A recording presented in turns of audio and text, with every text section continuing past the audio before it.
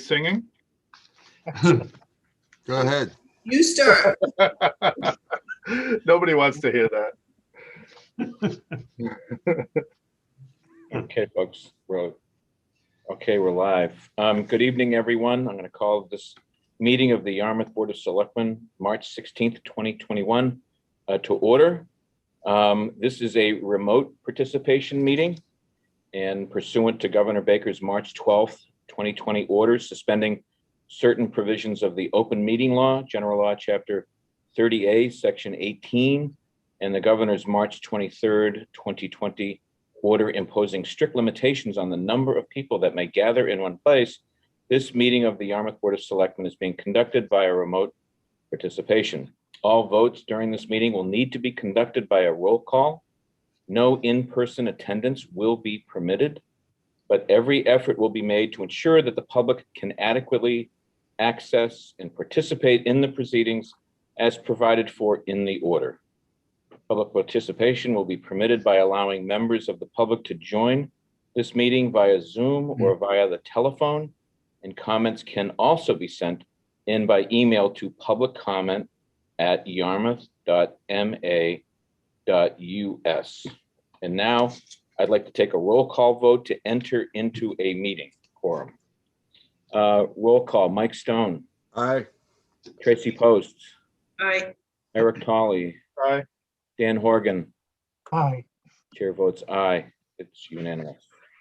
For the next order of business, I'd like everyone to join me and the board in a pledge of allegiance.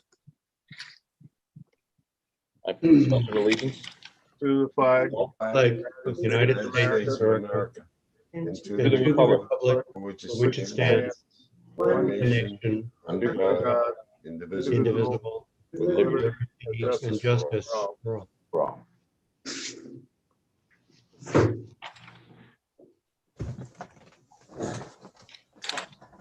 So the first item on our agenda tonight is public comments. And I'm going to ask if we have anyone seeking to be recognized for public comments. I'm going to go to Kyle. Yep, we have quite a few. We'll start with Mr. Holcomb, Mr. Norman Holcomb. Okay. Good evening, Mr. Holcomb. you're muted, Norm. You gotta unmute you, Norm. Can you do that? Is that better? Yes, much better. Okay, thank you. Thank you. First of all, I have a few comments, and I'm going to exceed the 3 minutes. I'm warning up front. I just wanted, I was alerted by another resident about some comments that were made at the end of the last select board meeting, and that person suggested that I take a look at the select board meeting, which I did, and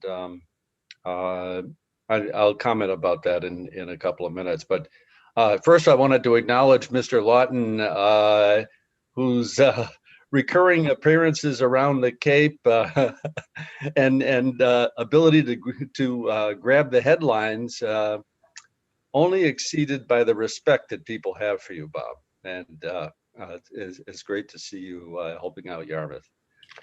Well, thank you, Norm. My fervent wish was that when I retired from public office, my hair would return to the color that Bob has, but unfortunately, that's not going to happen. So I did want to comment on a couple of things that were said during the last select board input. There really needs to be, there shouldn't be any confusion. Taxpayers are not concerned about percentages. Taxpayers are concerned about pennies and dollars. And the select board is responsible for managing the pennies, and the dollars will take care of themselves. 1,400,000 pennies or $14,000 is a lot of money. And our taxpayers are rightfully concerned, I think, with making sure that our funds in any manner are properly managed by the select board.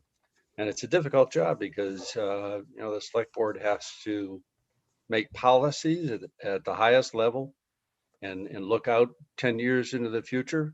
and yet you have to sign off on every bill that is paid. So, there's a fine line there. You can't exclude one for the other. But I did want to make sure to comment about the pennies. I also wanted to comment about the issue of wastewater. There's undoubtedly lots of savings to be gotten by partnership with Dennis and Harwich.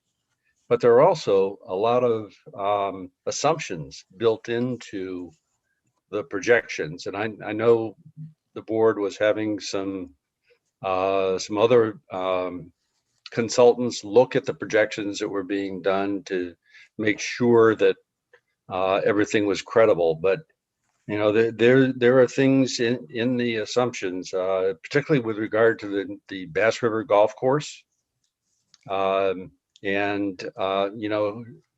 Dennis and Harwich have said the famous words that they're willing to pay their fair share of, and that needs to be identified and nailed down to very specific commitments, because I've only heard rumors about what the potential cost is for the work that's going to be done on the golf course, but 12 million or 14 million or more, and actually getting a commitment that money will be paid by the wastewater project is significant.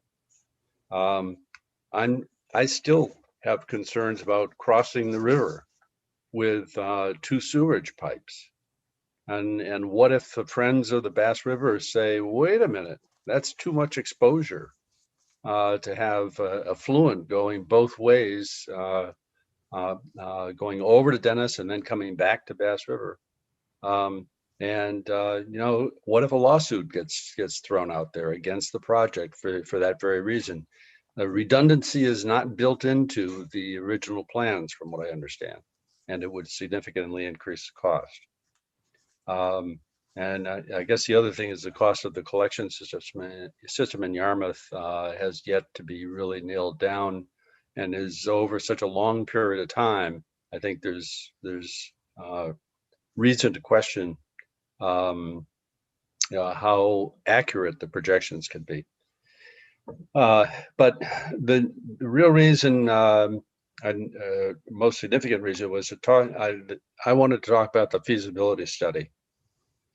I watched the Dennis town meeting this week, where they talked about the feasibility study, and I watched the Dennis Select Board meeting that led up to that, in which the Select Board and Dennis said they wanted to put the feasibility study on their warrant.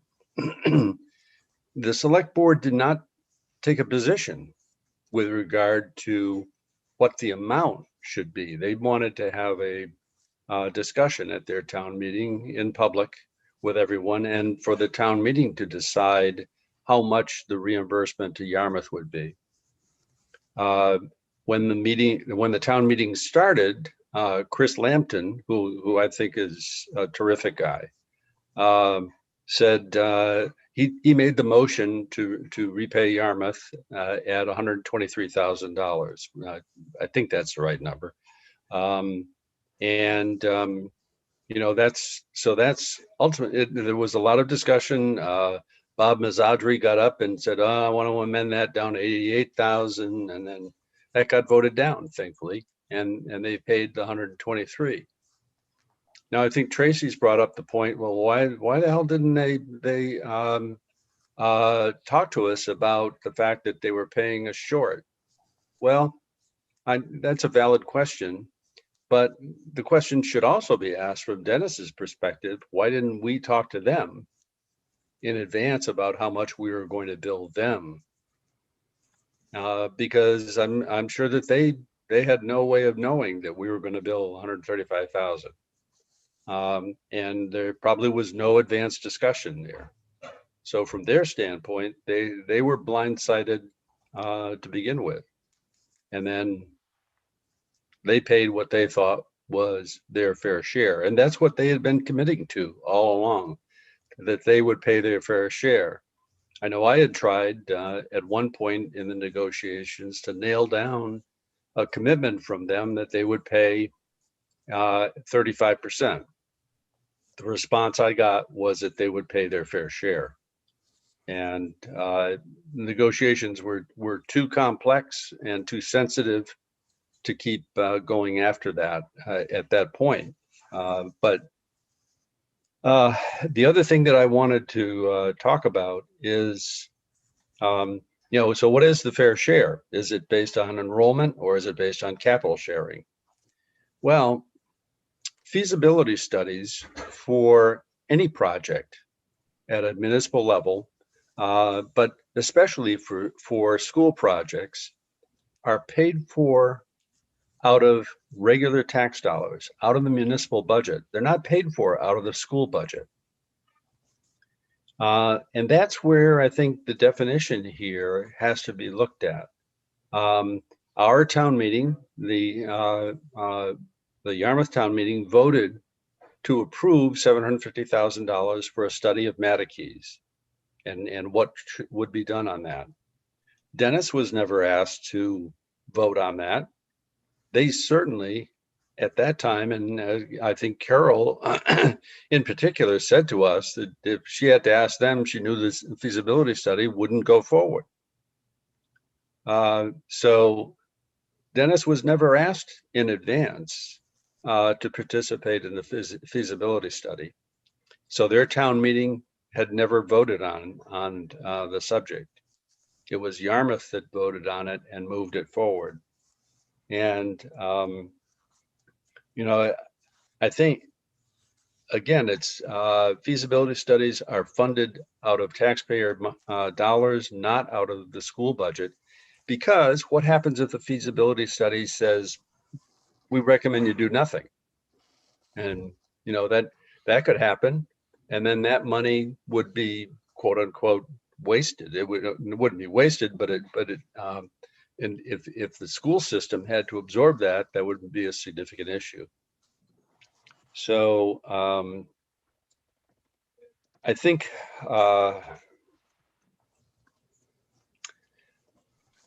again, what would have happened if the feasibility study, instead of coming to the conclusion that we should build a new school, what if the feasibility study had come to the conclusion that we should only repair Matakees? Would we be asking Dennis for any share of that feasibility study? Well, Dennis had some population of students in that school. But I don't think that either town was ready to step up and say that a school that was built in Dennis primarily for Wixon, for example, that was built for their purposes primarily to start with, and Matakees that was built for Yarmouth's purposes to start with, should be that any costs of renovating those should be shared by the other community. I look back, I saw a Cape Cod Times article, 2016, and there were numerous quotes from Dennis by select board members there that said, why should we turn over a 50-year precedent here? We take care of our schools in Dennis. Yarmouth should take care of their schools in Yarmouth. And then if we share a school that's on regional property, then we should share those costs. So I guess, the conclusion that I came to after thinking at length about the feasibility study is, again, it was done at Yarmouth's cost with regard to Matakees. Dennis was not asked to participate, was not asked to vote on it. I don't think that it's reasonable as a result to ask them to participate at the 35% rate. I don't know why Dan used that. No idea. Don't know why that percentage was selected. But I don't think anyone from this board talked to Dennis and got their input on whether the 35% or some other number would have been appropriate. I think what they would have said to us, had we said 35%, they would have said, we think it should be 88,000, not 135,000, because the 88,000 they claim is after deducting the costs that they had to incur for legal fees in connection with the lawsuit. They also made the point in their town meeting, by the way, that they are participating in the legal fees that the district had to pay. And that was something I hadn't previously thought about. So the district had to pay something like $70,000 in legal costs. And Dennis is having to pick up a third of that.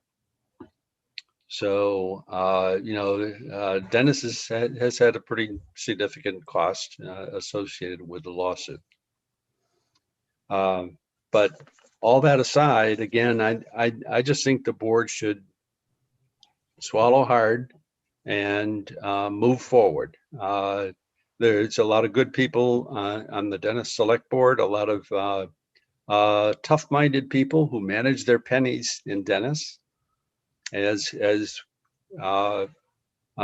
we should be managing our pennies in Yarmouth. But I think that we've got to move forward, and there's no point in creating additional animosity. I think their intentions are honest and straightforward, and I don't think anybody's trying to nickel and dime Yarmouth. I think they're paying what they believe is their fair share. So those are the comments I have to say. Norm, thank you very much for joining us tonight. It's always great to hear from you. Okay, thank Good night. you. Thank you. Good night. Kyle, who is next, would like to be recognized? Mr. Joe Glenn will be next. Mr. Glenn, the floor is yours. Hi, Mr. Chair. Can you hear me? Yes. Joe Glenn, Precinct 6. I want to echo what Mr. Holcomb said about Mr. Lawton. I would call him the GOAT of administrators. He's won in more places than Brady's won. So I think we could call him the GOAT of all administrators. So I echo what Mr. Holcomb said. But I do have to say, last week, you got my Irish up a week early in regards to this feasibility study talk. I deliberately stayed out of the discussion because I believed it was the selectmen's discussion. I believe it was properly brought up numerous times by a member of the public, and it had been a discussion. So this notion that it was a surprise discussion was, I had already elaborated at previous meetings. So last meeting, I intentionally didn't say anything on it, because I trusted the board was going to take up the matter and it was on the agenda. But despite the board having deliberations on the matter before the meeting, which I had noted was a violation of open meeting law, and admitting that the public comment had been delayed, and it was addressed, but it was delayed, Selectman Horgan decided to deliberately attack a citizen, with malice and forethought by making disparaging remarks, by calling public comments crazy and dangerous. I don't think any public comments in a town meeting, the purest form of democracy, are dangerous, especially when they were the majority opinion of the board. The Board of Selectmen, before and after, had made these comments. I had made comments in regards to the DHY in that public hearing. Do we not want to hear in public hearing anymore? And this discourages civic involvement. So when we're trying to get people to join boards and we're criticizing the one person that comes before the town consistently uncompensated, the board is compensated. It's compensated with power. Its stipend may be very small, but it's more than that citizen and any of the citizens that speak in town meeting. And that's dangerous and that's crazy. All right. That's what's really dangerous and crazy is arrogance and ignorance on the subject. Right. Okay. And so it's, I just, that that concerned me, because that's more than the specifics of the feasibility study. And I wanted to make sure, you know, that person didn't violate decorum or open meeting law, which was done by the selectmen. You know, it may be a small stipend, but I just want to make sure that anytime any person speaks in public comment and they use decorum and they're actually in order, and the board has made a mistake by not addressing it, which many items don't get responded to in public comment, mainly with the excuse that it's a violation of open meeting law and you can't discuss it because it's not on the agenda. Well, then you got to take your own medicine. So I agree with Mr. Holcomb's comments. I support whatever the selectmen decide in regards to the DHY stuff. But when selectmen themselves question good faith, I think it's reasonable to question good faith. And when the selectmen do it and a citizen tries to find out more about it, they shouldn't be disparaged. So thanks very much. Happy anniversary, Tracy, and happy birthday, Mr. Horgan. Have a great day. Okay, Kyle, who else is seeking recognition? Mr. Tom Nicanello is next. Mr. Nicanello. Yes, good evening. Can you hear me? Yes. Thank you very much. First of all, thank you, Mr. Chairman and Select Board, Tom Nicanello, Precinct 3. I'd like to just say happy St. Patrick's Day, everybody. As you know, 365 days ago, Cape Cod was the only town in the United States to have their parade. And this year, unfortunately, we cannot. But we want to thank you very much for endorsing the grant that we did apply for and we did receive. So if the state of emergency does get lifted, we'll be able to maybe work something out and carry through with our fulfillment for the 16th year. Next, real quick, Mr. Chairman, I see tonight you have the Drive-In Site Utilization Committee on your agenda, and representing the Chamber of Commerce. You know, on Sunday, the March 14th, the Chamber had its 58th anniversary, and so that means we had 752 board of directors since then, and in those years. And we, you know, live, play, work, and very much are involved in our community as all our board of directors live here. So as you can see tonight, you'll be looking for some type of avenue to filter down all the applicants that want to use that site. And I believe the Chamber of Commerce is one of the most important tools you have as they've been doing functions and fundraisers and events for many years now. Our executive director is outstanding in what she does. She has some great software. People can dial into the website and find out what's going on with event planning. So I really believe that the avenue for your, you know, considering what goes there in the future, the Chamber of Commerce is more than happy to participate, whatever means that you can allow us to do that. And the last thing, Mr. Chairman, I know real quick, you run a tight meeting, I'm going to make it short.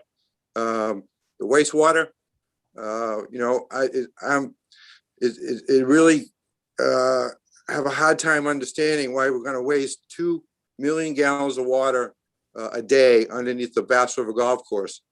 We need to recycle that water. As you know, our droughts every year get worse. Our water is going to become more pressure. I mean, more. I'm sorry, I haven't a blank, but anyways, more valuable. I'm sorry. So I really think that we should design the system for the 31st century, which would be using that recycled water in whatever way we can in this capacity. Attending the last wastewater meeting, it was said that there's going to be using recycled water to go to a facility in Dennis to wash their trucks, and maybe recycled water being pumped down to the UPS station to wash their trucks. Well, we should use that water on Route 28 for some of the commercial buildings, which I happen to know a couple of people that use thousands of gallons in their businesses. That water should be used. There's no way that, you know, 730 million gallons of water is going to be dumped onto that golf course annually. So that's my comment, Mr. Chairman. Thank you very much. Happy St. Patrick's Day to you all. And hopefully we'll have that parade real quick. Thank you. Thank you. Kyle, is there anybody else seeking recognition? A few more, Miss Vita Morris. Okay. Ms. Morris. Hello. First of all, I want to just address very briefly something that Norm said in his comments, and that's the expenses that Dennis claims they incurred on over the lawsuit. The lawsuit never was, I mean, Dennis was never sued as such. And whoever, because, and they were never served. And neither was Yarmouth. And Yarmouth replied to the whole thing by not participating in it, not replying to the lawsuit because they hadn't been served. Dennis chose to jump in and start responding to the lawsuit, even though they weren't the ones being sued. So I don't see how they can go around looking for any compensation for any expenses that they incurred over something that I don't know whose advice they took to do what they did. But in any event, that's that. I of course I cannot let the outburst of last week go unnoticed. I mean, it was a slanderous attack on me and my character, and I just I'm going to have to say a couple of things. First, Mr. Horgan, you don't seem to understand that principles do matter, especially in this situation.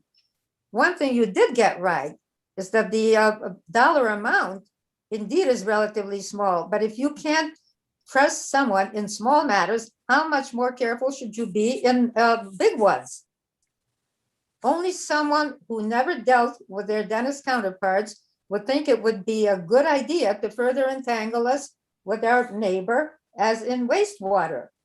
We definitely need to take another closer look at going it alone, especially since Dennis is not the only problem.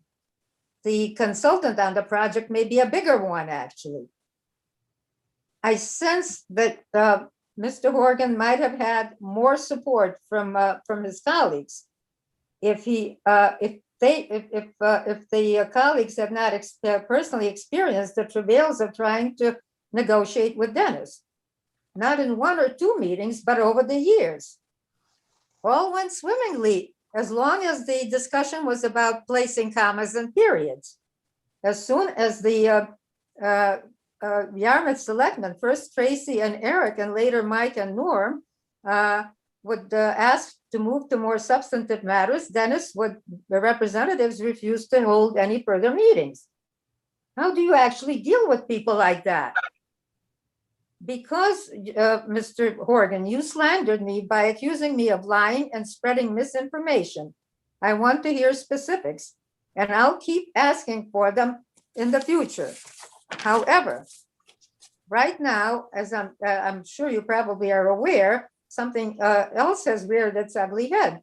I trust that you all are aware that our $1.3+ million assessment, the school district's budget has to be totally unacceptable. And I'm hoping that you will take steps to let the superintendent know so. She needs to start shaving the budget the way she did 2 years ago for the benefit of Dennis, when their assessment to level out the assessments was such that it was over $1 million, and she started shaving it, and she got it to under $1 million. I just think that somebody needs to step in. I'm sorry what the circumstances are right now with regard to anybody working on the budget, but I understand that maybe some of our finance people and possibly in both towns are willing to go in and help them out. But the budget needs to be reworked. We appreciate that. Thank you. Thank you for your comments. The next speaker, Kyle, who was that? Miss Joanne Crowley. Ms. Crowley. You have the floor. Joanne, can you? Yep, I was just unmuting myself. Mr. Chairman, members of the Board of Selectmen, Mr. Lawton, Joanne Crowley, Precinct 2, Chair of the Planning Board for the town. I just wanted to give you and the public a brief update on our visioning project that we've been fully engaged with for the last several months. After collecting a lot of information via survey and workshops on Yarmouth's strengths, challenges, and vision for our future, a summary of this data will be presented tomorrow at our regularly scheduled planning board meeting, March 17th. Our consultant, Horsley Witten, has taken all of this significant amount of data and comments and condensed it into some main topics and themes, which we think has been very valuable. All are welcome to tune in tomorrow to our planning board meeting. And in addition, our summary memo that Horsley Witten has prepared will be available, as well as all of the public comments that came in on our community visioning webpage. The planning board will ultimately use this summary information to develop a draft vision statement and outline a draft vision plan, which will be important to you because it will inform your development of your goals and objectives for next year. These draft concepts will be reviewed again during the spring through another round of workshops where we're going to check back with the public to make sure that what we heard is what we want to say going forward. And finally, I just want to thank all of you, members of the board, for your participation in the survey, and to all of the members of the public who may be listening. Thank you. We couldn't have gotten this far and moved along as quickly as we could in these difficult times with virtual meetings without the help of all of you. So I encourage all of you who can in the public to join us tomorrow evening at the planning board meeting regularly scheduled at 5:30. I'd like to thank you for the time. Thank you, Mr. Chairman. Thank you, Joanne. Kyle, are there any other members of the public seeking recognition? The last person seeking recognition is Ms. Vilbon from the Chamber of Commerce. Okay. Mary Vilbon, the floor is yours. Good evening, Mr. Chairman. Thank you very much for allowing me to comment tonight. First, I know you're addressing the drive-in site this evening, and I wanted to acknowledge the time and the commitment that the drive-in site utilization committee has put into your recommendations that you have drafted before you, as well as the staff. As you know, the Chamber has been a very strong advocate over the past several months to utilize this property that can be used to promote Yarmouth as a destination, but also for utilizing it to have a positive economic impact on our community. Back in the fall, the Chamber of Commerce collected over 200 signatures from town residents that would love to see this site used for possible events or something positive happening in town, along with several letters from our business community. Some of the wonderful highlights that we saw when we were able to survey the attendees at the drive-in site this past year were 61% of the attendees were from off Cape. 23% stayed in our hotels, B&Bs, and Airbnbs. 55% visited our restaurants. 89% said they would come back to Yarmouth for an event at that site. And 100% of the people surveyed actually signed up for our newsletter of upcoming events in Yarmouth. So that's just a small sampling of the economic impact that this site could have on our community. So I hope you will strongly consider, if it is the right time and the site is prepared adequately, that this would be something that you would decide to move forward with. And in the event that you do, I would love to express, as Mr. Nicanello did earlier in the comments, that the Chamber is here for a resource and to help the town in any way possible. Thank you very much. Thank you. Thank you, Mary. All right. Are there any more comments, Kyle? Is that it? That is it for people seeking recognition. I did have one written correspondence, if you wanted me to read it. Could you read that? Yeah, sure. This is from Miss Susan Britta. Mr. Chairman and board members, my name is Susan Britta. I live in West Yarmouth. I offer these comments as a resident and not a member of any board, commission, or organization. I think it is very important that the town proceed quickly with programming for the drive-in site for the summer of 2021. Since Memorial Day is about 10 weeks away, the town cannot commit adequate staff to do event planning. I urge the Board of Selectmen to consider partnering with the Chamber of Commerce for summer of 2021 to organize programming for the site. They can quickly hire an event planner who understands the requirements for such public events, could evaluate expressions of interest, and would make a recommendation to the Board of Selectmen for a final decision. This arrangement for 2021 would then provide sufficient time to consider long-term plans for programming the site. The general conditions on the site need to be greatly improved, especially the entrance, which currently looks dreadful and is being used as a construction staging area. Care and attention from the Yarmouth Garden Clubs would greatly enhance the entrance. Thank you, Susan Britta. Thanks, Kyle. Okay, well, let's move on then to the next item on the agenda, which is the drive-in site use. Mark, Discussion. I'm sorry? COVID-19 update is Oh, I'm there? sorry. I'm on the other page. Thanks, Tracy. All right. And the proclamation too. Yes, thanks. I apologize. Yes, the next item on the agenda is the proclamation regarding Women's History Month. We received a very nice request from a group of residents in the town of Yarmouth declaring, marking the anniversary of Women's History Month. So unless there's an objection, I'd just like to see if the board has any. This is the proclamation. It's up on your screen, and without reading the entire document, I'd like to know if the board is comfortable and would like to move to endorse this proclamation. Mr. Chairman, Yes, Mr. Stone. I have read the proclamation, which we were requested to adopt, declaring this month's Women's History Month. Yes. And I would proudly like to make a motion that we adopt that proclamation. Second. Thank you. Is there any discussion about this? Again, just for the folks that are listening, this proclamation basically, in a very brief comment here, this year marks the 40th anniversary of the United States Congressional Law 97-28, leading to the establishment of March as Women's History Month and recognizing the vital role of women in our history. And then there are a number of other whereases acknowledging the immense contributions of women to our country. So we have a motion and a second, and no discussion. All those in favor, roll call vote. Mike Stone. Aye.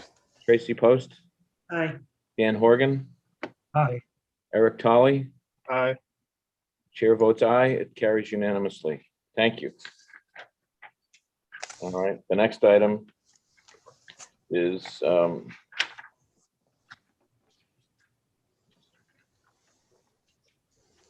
COVID update from Bruce Murphy.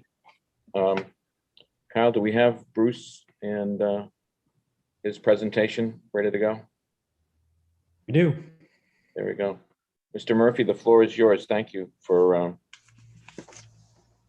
being here tonight. Thank you, Board of Selectmen, for having me and giving an update on behalf of the Board of Health. Bruce Murphy, Director of Health. We can proceed with the next slide. As we know, we've come up to the 1 year from when the town first had our first COVID case of March 11th, 28-year-old male.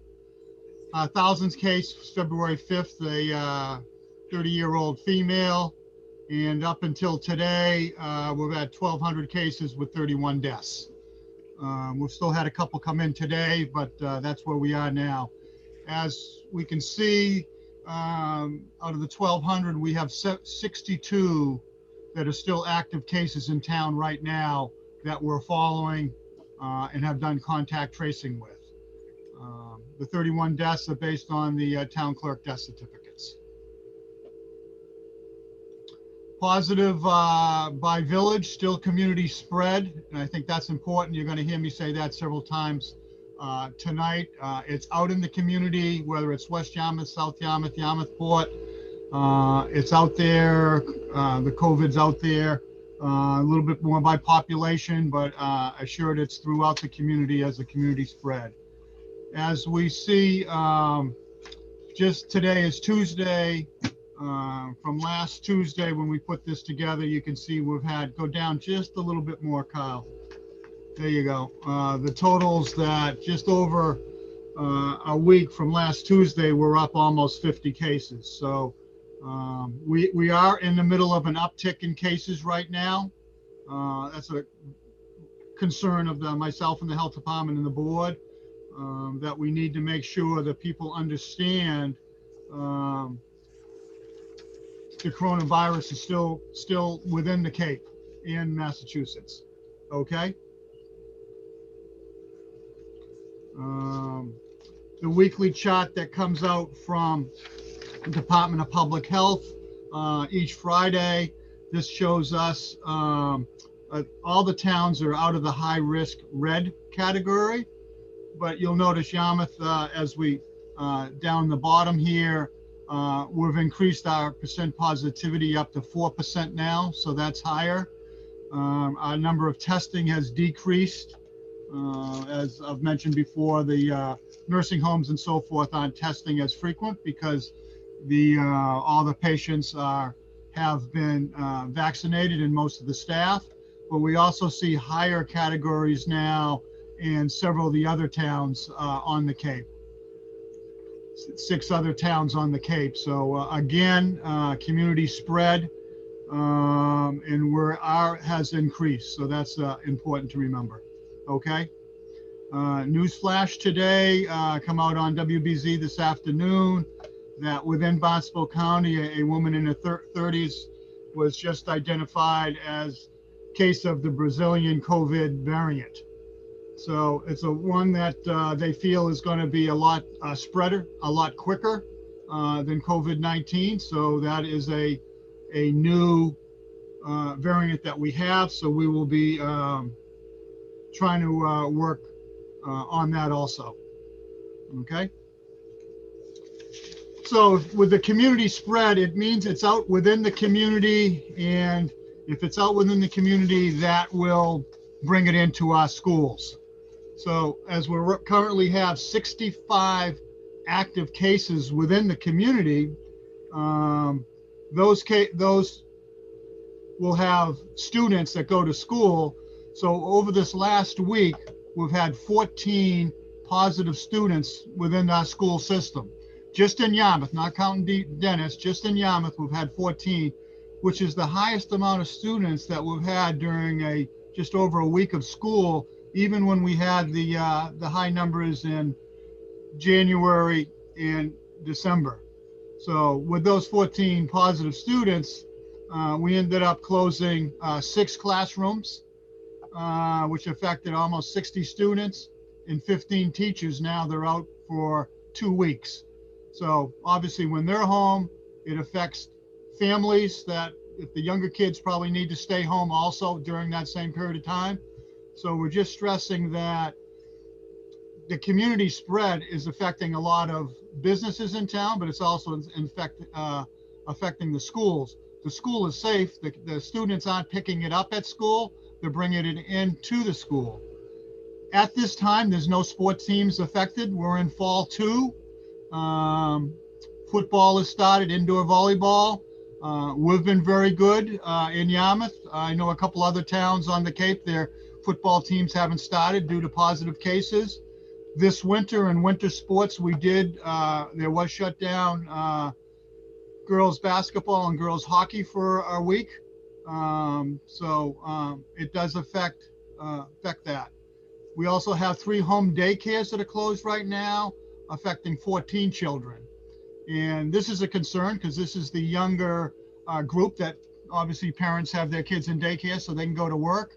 So now they're home watching their children. So the townwide community spread does get into our schools. Thank you. Hospitalizations still remain low. As we can see, March 16th that we put up, pretty close to what we had the last couple weeks. So good to hear that we're not having an increase on the hospital system at this time. Okay. The 31 deaths have remained the same since last week, with most of them in different nursing homes. A couple were also in the hospital also. Okay. We just kind of broke the deaths down by age group, and as would expect, the 90 by 90-99 had number of deaths. Then we have the next largest, the largest is probably the 80-89 with 13. Okay. Precautions, I have to say this again, especially with community spread. I know I keep repeating this, but unfortunately, it's not getting the message out there, because we are still having gatherings at some households, whether that's dinner parties or people getting together, sleepover parties. And I can't stress enough, if you're not feeling well or you're waiting for a test, don't go to school or go to work. We've traced up a couple this week where people were at work while they were waiting for a test, and that finally that came back positive, or had sent their child to school while they were waiting for a test and he came back positive or she came back positive. So I can't stress enough that we need to avoid the gatherings, which I know you're going to be talking later in the meeting, Mr. Chairman, about the beaches, Grays Beach and Bass Hole. And one of our concerns that we had before is rentals on the property there, wedding rentals or gathering rentals. It's a strain on the parking lot, and there's too many people on that site. So I think the board's going to have to consider rentals, whether it's there or Flax Pond is limiting rentals, because there's also no one to enforce it when the wedding's there, to make sure that they're complying with mask and distancing. So that's a real concern as we go forward on discussing what the town will be doing on its rentals. And I see some towns are starting to discuss that right now. Okay, thank you. We'll move into the second half here on the vaccine. This is a new chart that just came out last week on the number. It's a county chart of the number of people vaccinated or not vaccinated countywide. So if we look at the age group of 75 on the end here, people that have had at least one dose is 81%.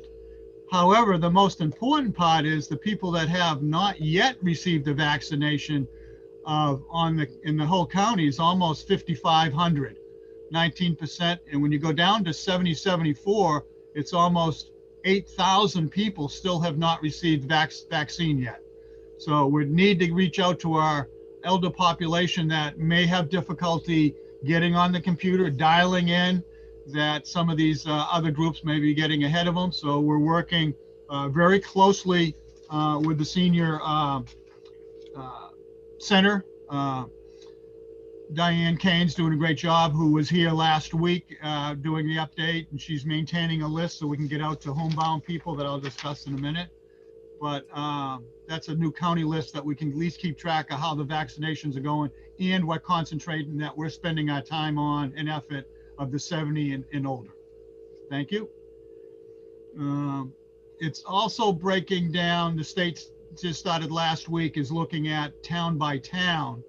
And again, we'll jump down to what we have in Yarmouth. I'm not quite sure all these stats that the state is pulling from Yarmouth, because I don't believe our total population is 24,000. I believe it's a little lower.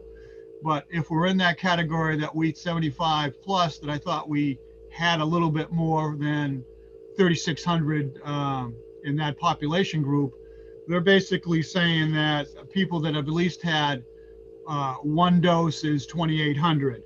So that leaves us about, just on over 800 people that we still need to reach out to if we're going with these figures.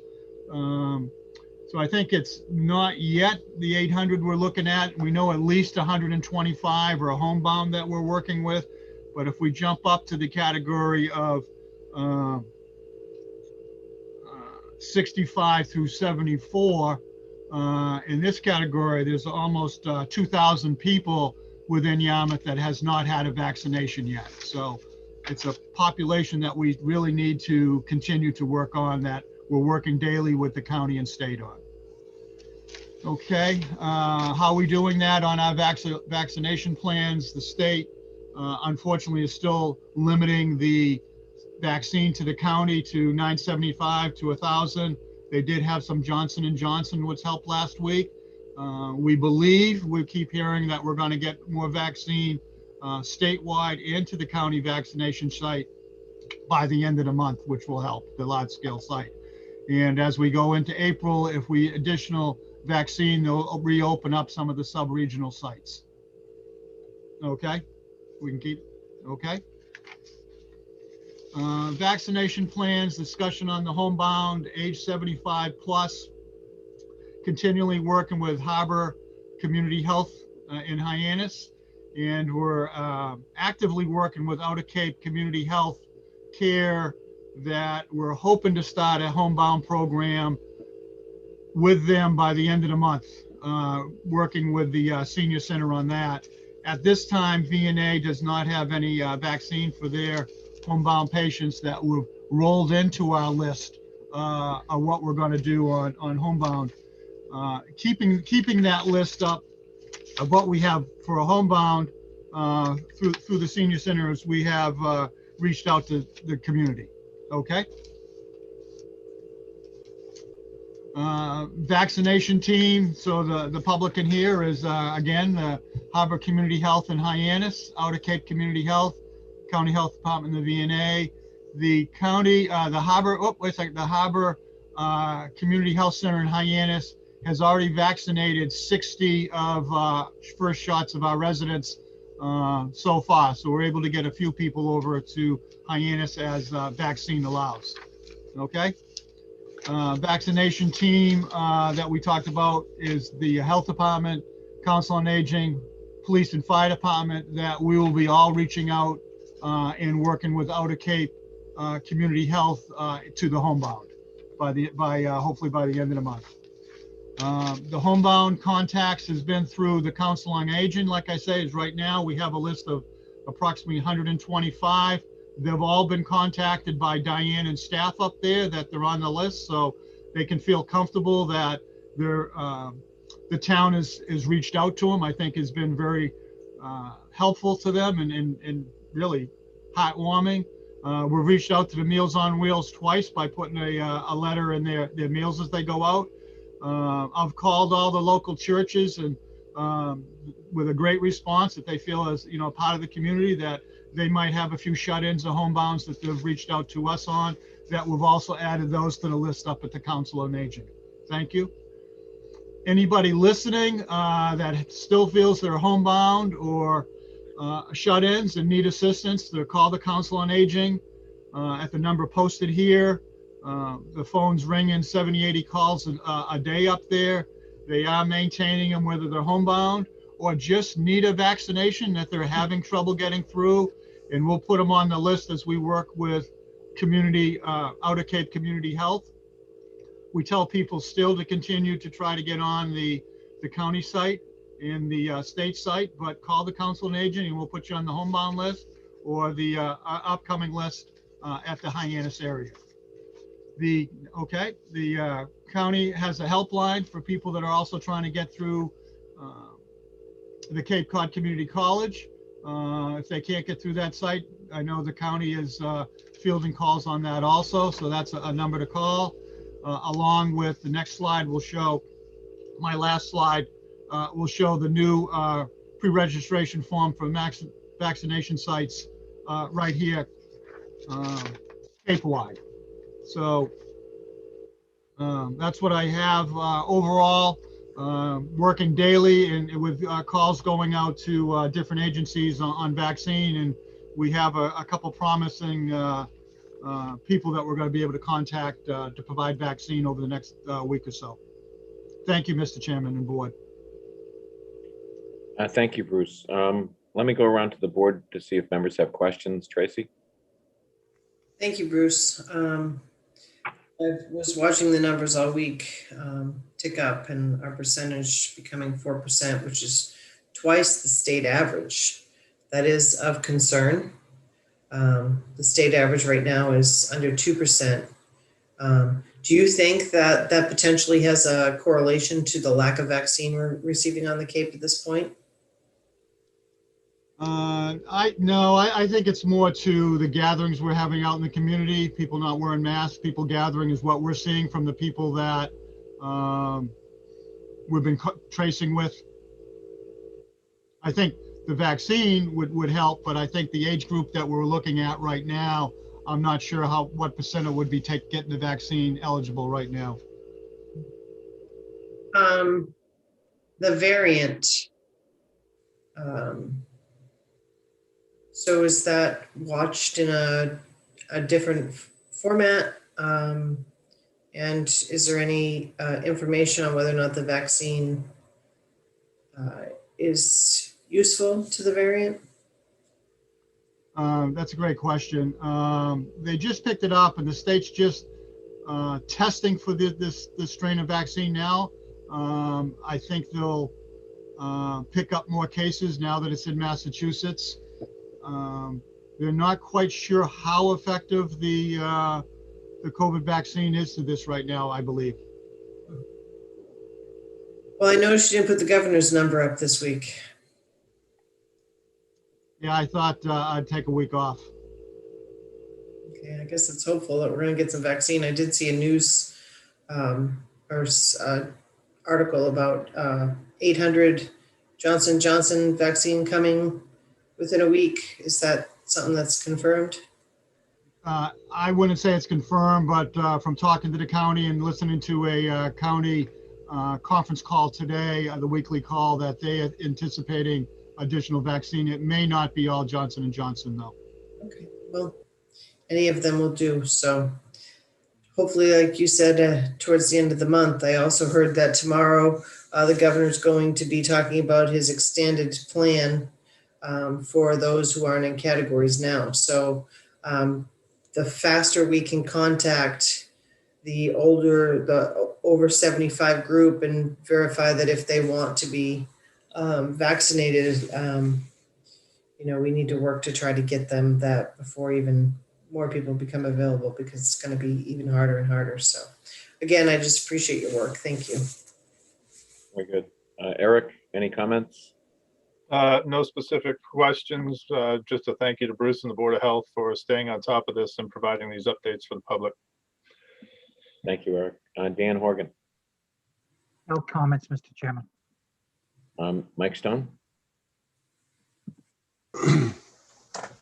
Bruce, as usual, your presentation indicates the complexity of this problem and the number of moving, or shall I say unmoving, pieces there are to try to resolve this.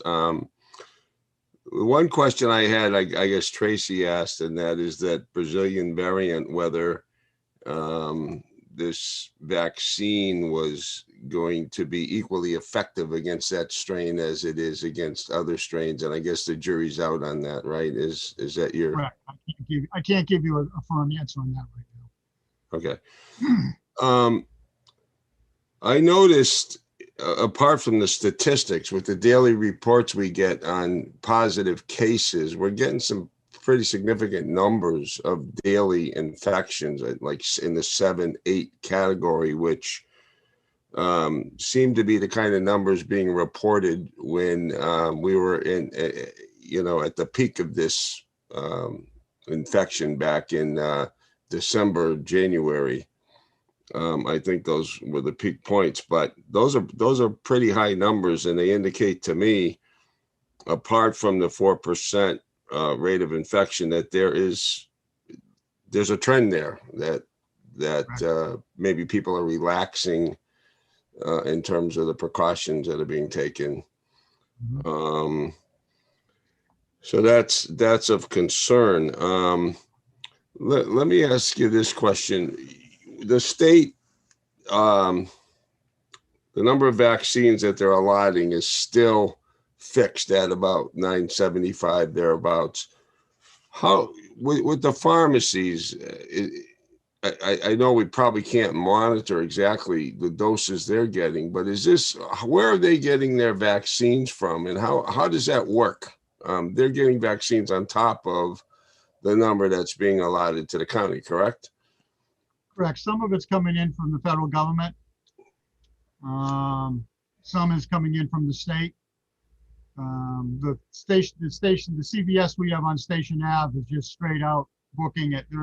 They're solid for over a week out. They might even be more, and they're doing about 144 a day. And then there's a CVS in Hyannis that's doing them. And I ran into somebody recently that said they went to a CVS, a Yarmouth resident, to a CVS in Falmouth to get an injection. So, and then somebody else I talked to last week went down to Walgreens in Hyannis and got a shot. So there's got to be some kind of a significant volume of vaccines that's coming in through those pharmacies, correct? Yes. In addition to the county allocation, but there's a lot of needs here that are unresolved. Let me ask you this: the Commissioner of Education is indicating that he wants school to resume shortly on a quote normal basis. Do you have any opinions on that? Well, right now, as you probably know, that our schools grades 1 through 7 are in school 5 days a week. So it's only the high school that's they're in 2 days, and then the remote 3 days. Wednesday, when no one's in school, they do a deep cleaning through the whole school.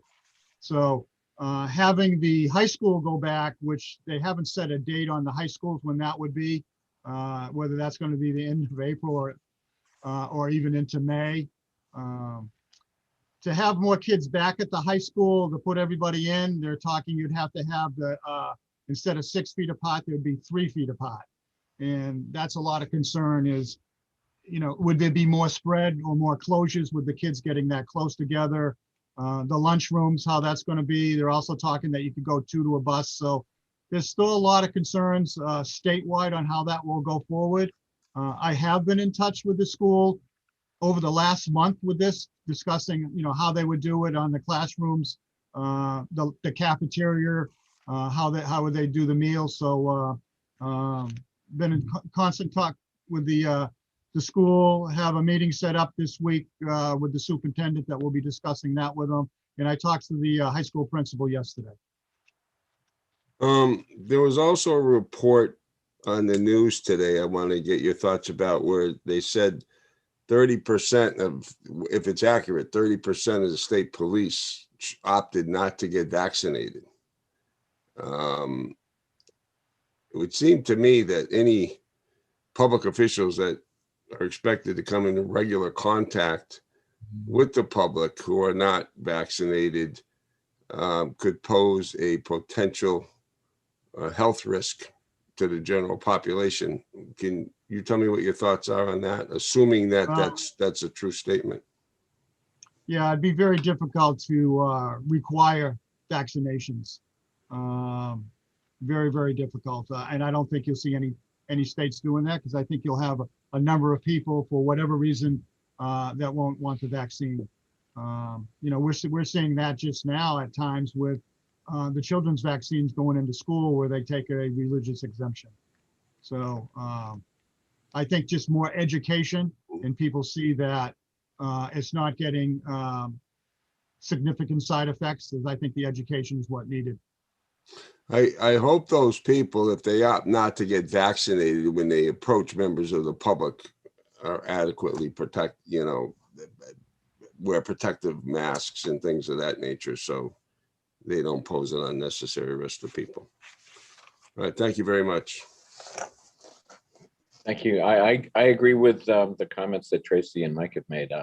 When you look at the numbers, Bruce, it's still startling, the percentages of people over 65 that still have yet to be vaccinated. So those numbers are very, very disappointing. And I know it's not our fault. We're doing the best that we can to reach out to people. And I think, once again, we all appreciate that effort that's going on, but it clearly is an alarm bell, particularly since this age group is at risk.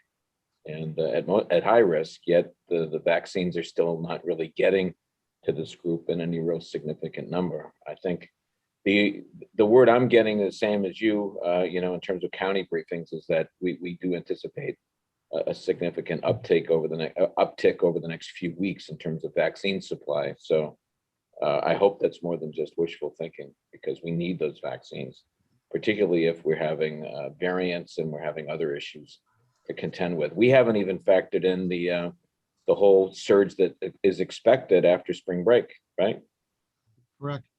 Right. So we've got another spike that's coming, and we have yet to really factor that in as well. So obviously, there are red flags popping up in a variety of places. But that's all I have to say. Thanks again for the update. Appreciate all your help, and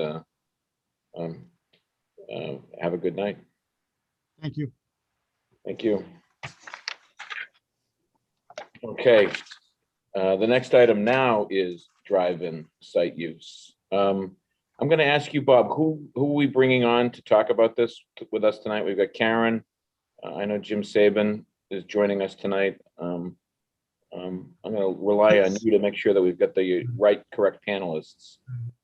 That seems to be the scope of it. It really tonight is to see how the board would like to proceed, if at all, with usage of the drive-in site this coming season. I thought we'd put it on the agenda to start the conversation. I had developed a memo to the board back in latter part of February, which then was distributed internally and then to the drive-in site utilization committee. The utilization committee did a very nice memo to the board outlining some of their concerns and how you might like to proceed. So in the note that I did, the first page is really, if you choose to proceed, what are some of the things you, I think, should think about? And the second page would really decision points. If you wish to proceed, yes or no, and then what type of events you would like to try to do if you want to proceed, and then alcohol sales, and then the length of the various licenses. I guess the bottom, well, not the bottom line, but one of the issues is that you cannot issue a lease for the whole summer. We need to do these licenses of some term. It could be a day, could be a week, etc. Mary Bilbon and I talked today, and it was really gratifying. She said that she and the chamber is willing to assist us, just to reemphasize what she said earlier, even going so far as to helping us by having someone be a point person to assist in doing some of the paperwork that's going to be necessary if you wish to proceed. I don't know if Jim Saban wants to add anything at this point, and then you could get into your discussion and decide the first question: would you like to do anything this summer at the drive-in site? Okay, so are we expecting? Jim is here. Can I ask? Jim? Oh, go ahead. I'm sorry. Tracy, did you have a question? Yeah, I guess, I've read all the documentation, but before we get started, I'm still left a little confused or unclear on a legal basis. I thought we were just now entering in with special counsel. Has that report been concluded? He's given counsel, and you've only authorized phase one. He has given an opinion, which in summary is that we can proceed to have events. As I said, you cannot have a lease for the whole year or for the whole season, but you can do individual licenses, meaning you could have a festival or you could have a movie week or something, but you can't do too much more than that. So what was the purpose of phase two then, if we have referred? And I want to be able to, with staff, figure out what the scope of that work would be and how it would be paid. And I'm not clear on that yet. The initial discussion with me has been that phase two would be to review the specifications we put out, to have council look at that to make sure we were legally within the parameters of Chapter 97, which is the conservation law, and certain other things that they would look at for us. But I'm trying to get that scope so the board can have a full discussion about that and determine whether you wish to proceed.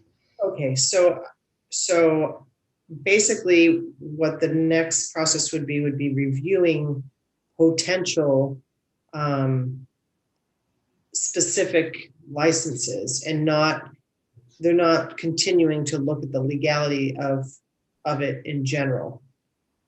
That would be correct. Right. If you decide to proceed to have any events, then we'd go to the next step and start bringing you extra material. Yes. I thought phase 2 potentially was that they were still investigating our ability to do this. I just wanted to clarify that first. Sure. Thank you. Okay, So maybe now Jim could chime in if it's all right, Mr. Chairman. That's fine. I'm Say- anxiously waiting a presentation.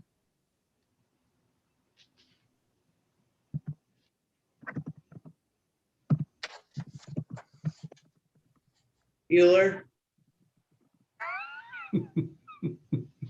Jim? Saban? Jim, can you unmute yourself Yeah, or not? Karen, Kathy? Karen? I Yeah, think Karen has gone to the meeting. She could, oh, no, I see Jim is unmuted, so. Can you hear me now? yes, Sir, Good evening, Mr. Chairman, Board of Selectmen, Bob. So you have in front of you a memo from us on the 11th in response to Bob's draft. You should also have in your packet our original correspondence to you back in November, addressing a number of the concerns and issues that are brought before us. You know, I got to tell you that COVID has really kind of thrown a wrench into the plan. You know, the drive-in site utilization committee was put forward to find a use for this property and not to manage events. And last year we had the events that went on, and we learned a lot from them. And one of the things we learned is that it took a lot of manpower from town staff to coordinate, to review, to, I know the town health officials were there almost every night, if not every night. So there's a lot of manpower involved in having these types of events. We don't discourage them. We understand and appreciate the input from the chamber and from the community. I will tell you that the committee takes seriously the concerns expressed by the neighborhoods last year with regards to the issues of noise and what future uses the site has. I have my own personal concerns that might be different from the committee's. I have said often that first impressions are only one-time thing. And right now, the first impression is that we have a field that people want to use to have events on, but it's just a field. There is no infrastructure. And I would suggest that none of us would hold a house party until we have a roof on our house.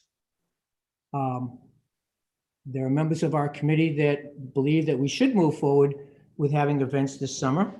And I think that should we agree to that,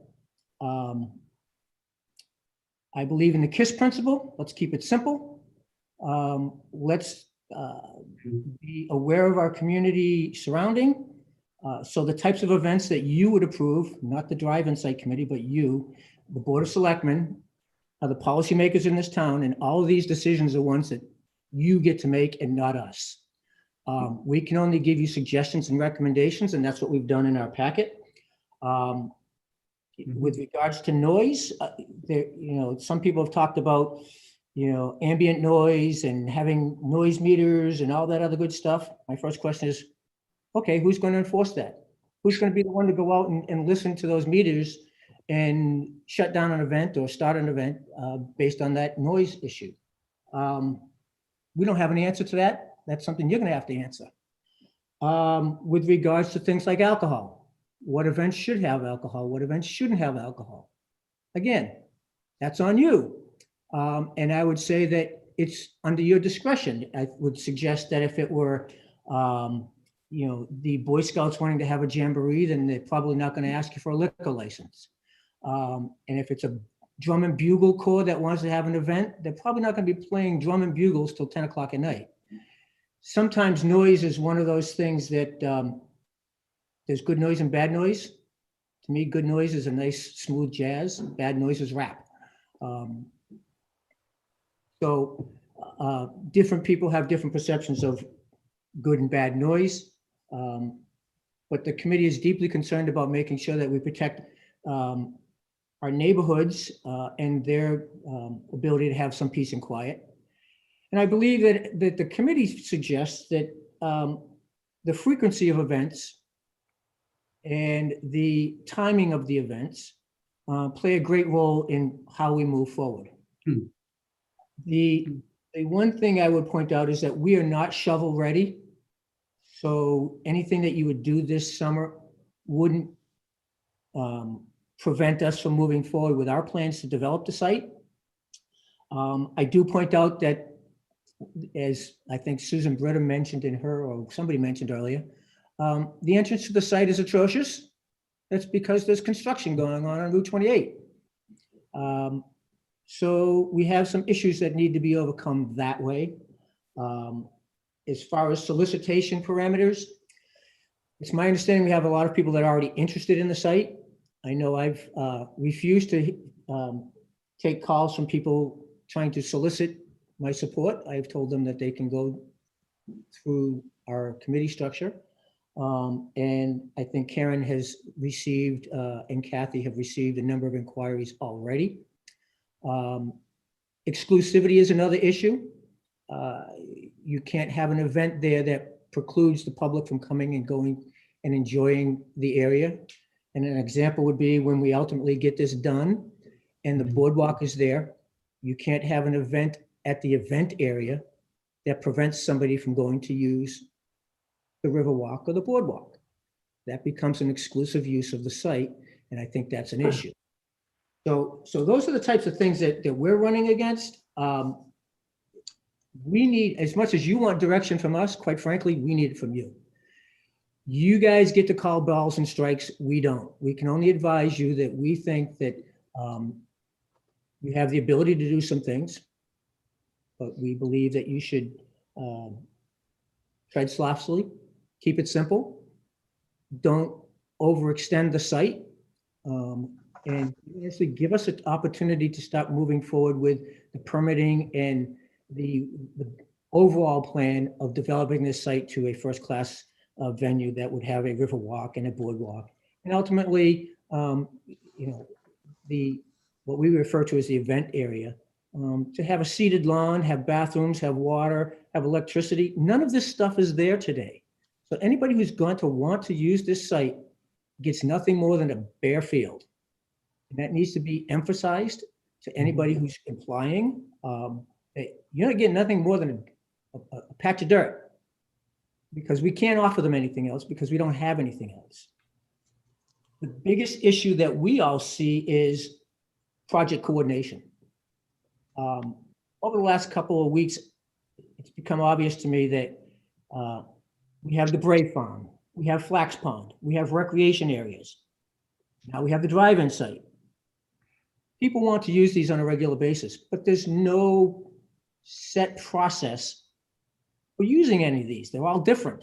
If you go to the Brave Farm, it's run by a nonprofit, but if you want a liquor license, you got to come to the Selectmen. If you want to use the site, there's another process. Who somebody goes to. For example, if you want a building permit, you go to the building department and they can walk you step by step how you get that building permit.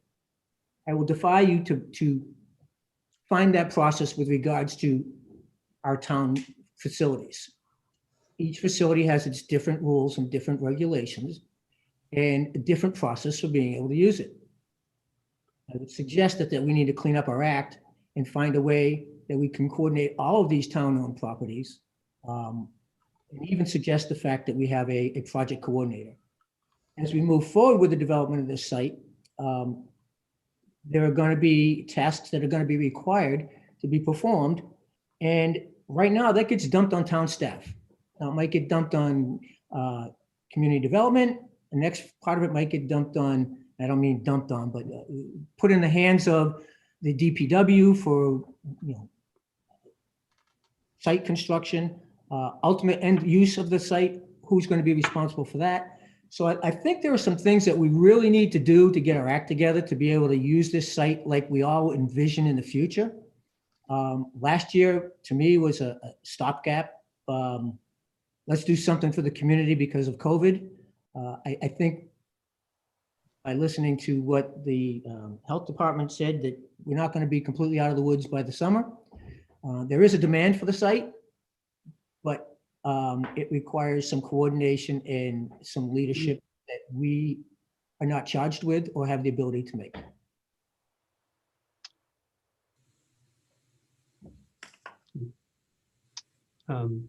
Maybe Karen Green, if you have any comments, and then maybe the board could make the first decision of whether you want to do anything at all for the summer. Yeah, sure. Hi, everybody. I think Jim did a good job talking about the committee's memo. The committee did a very thoughtful job thinking about using the site going forward. And just a couple points that they included in the memo that I thought are important to share are that the committee reaffirmed its preference and vision for the availability of the site for multiple uses and users throughout the season. So I think that going back to something Jim said, last summer was a very different environment with COVID hitting so strong, and the committee's always had the idea of different uses going on at the site, different types of sponsors and whatnot. The other was that the committee was hopeful that the board would consider, soliciting folks who might want to use the site and then tailoring the licenses accordingly. So really not a one size fits all. We want to try to think about what the different uses, really kind of, again, what Jim had to say was a little bit of context to the different uses or the different sounds that might happen.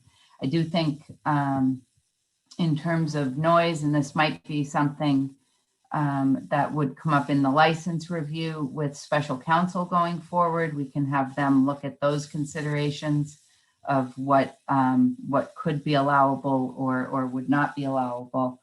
But I do think the frequency is really a big question, because there's a big difference when you're hearing noise or sound or music, whatever you want to call it, every day, every night. It's going to get tiresome. And I think that if you can come to some terms on how frequently you want to use the site and how frequently you want the sounds or noise or music, whatever you want to call it, to be generated, I think that will hopefully go a long ways in terms of mitigating impacts in the neighborhood.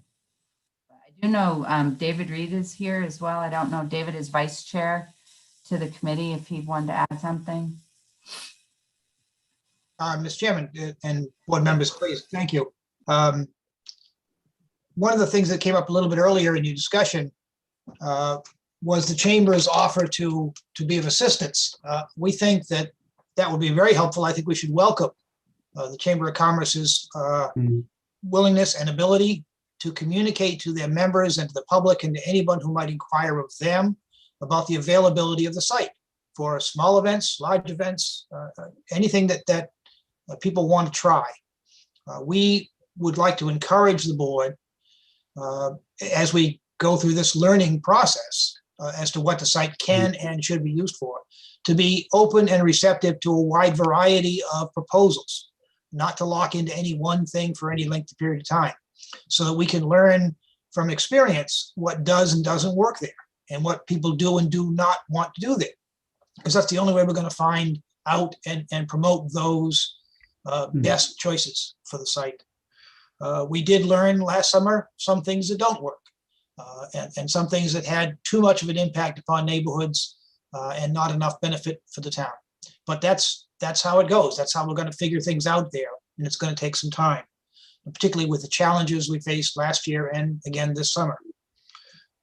One thing that Karen mentioned that we wanted to emphasize to you in terms of the choices to license the site for individual events is to encourage you to have a set of guidelines, but also to be open and case-specific, flexible, to look at a proposal that comes before you asking to use the town facilities and to decide what parameters are appropriate for that particular use. Don't lock everybody into the same hours of performances. Don't lock everybody into the same noise standards, because as Jim said, there's different kinds of noise and different impacts upon the neighborhood. So be flexible, be open to consider case-by-case basis what you think are appropriate for the license terms. Lastly, we wanted to encourage you, at least in principle, to keep in mind the small sums of money that do come in from uses of the site, and to, if not physically tag them back to the site, but be willing to roll that money back into the site to develop at least minimal infrastructure in the near future, not this summer, but in the near future, to provide electricity and improvements to the site and perhaps improvements to the grounds. Those are the things that we envision are the most appropriate expenditures up front.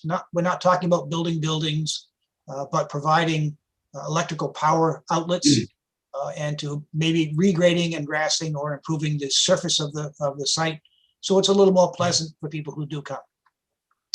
With that, we are not losing sight of our proposal and not losing confidence in our conclusion that this is the best use of that property to go along with the more openly public facilities of the boardwalk and the Riverwalk that will be coming in the next couple of years. We would encourage you not to be discouraged, to do whatever we can to promote to the general public the availability of the site for just about anything they want to propose, and we'll consider it, or you'll consider it, and hopefully it'll be a good proposal.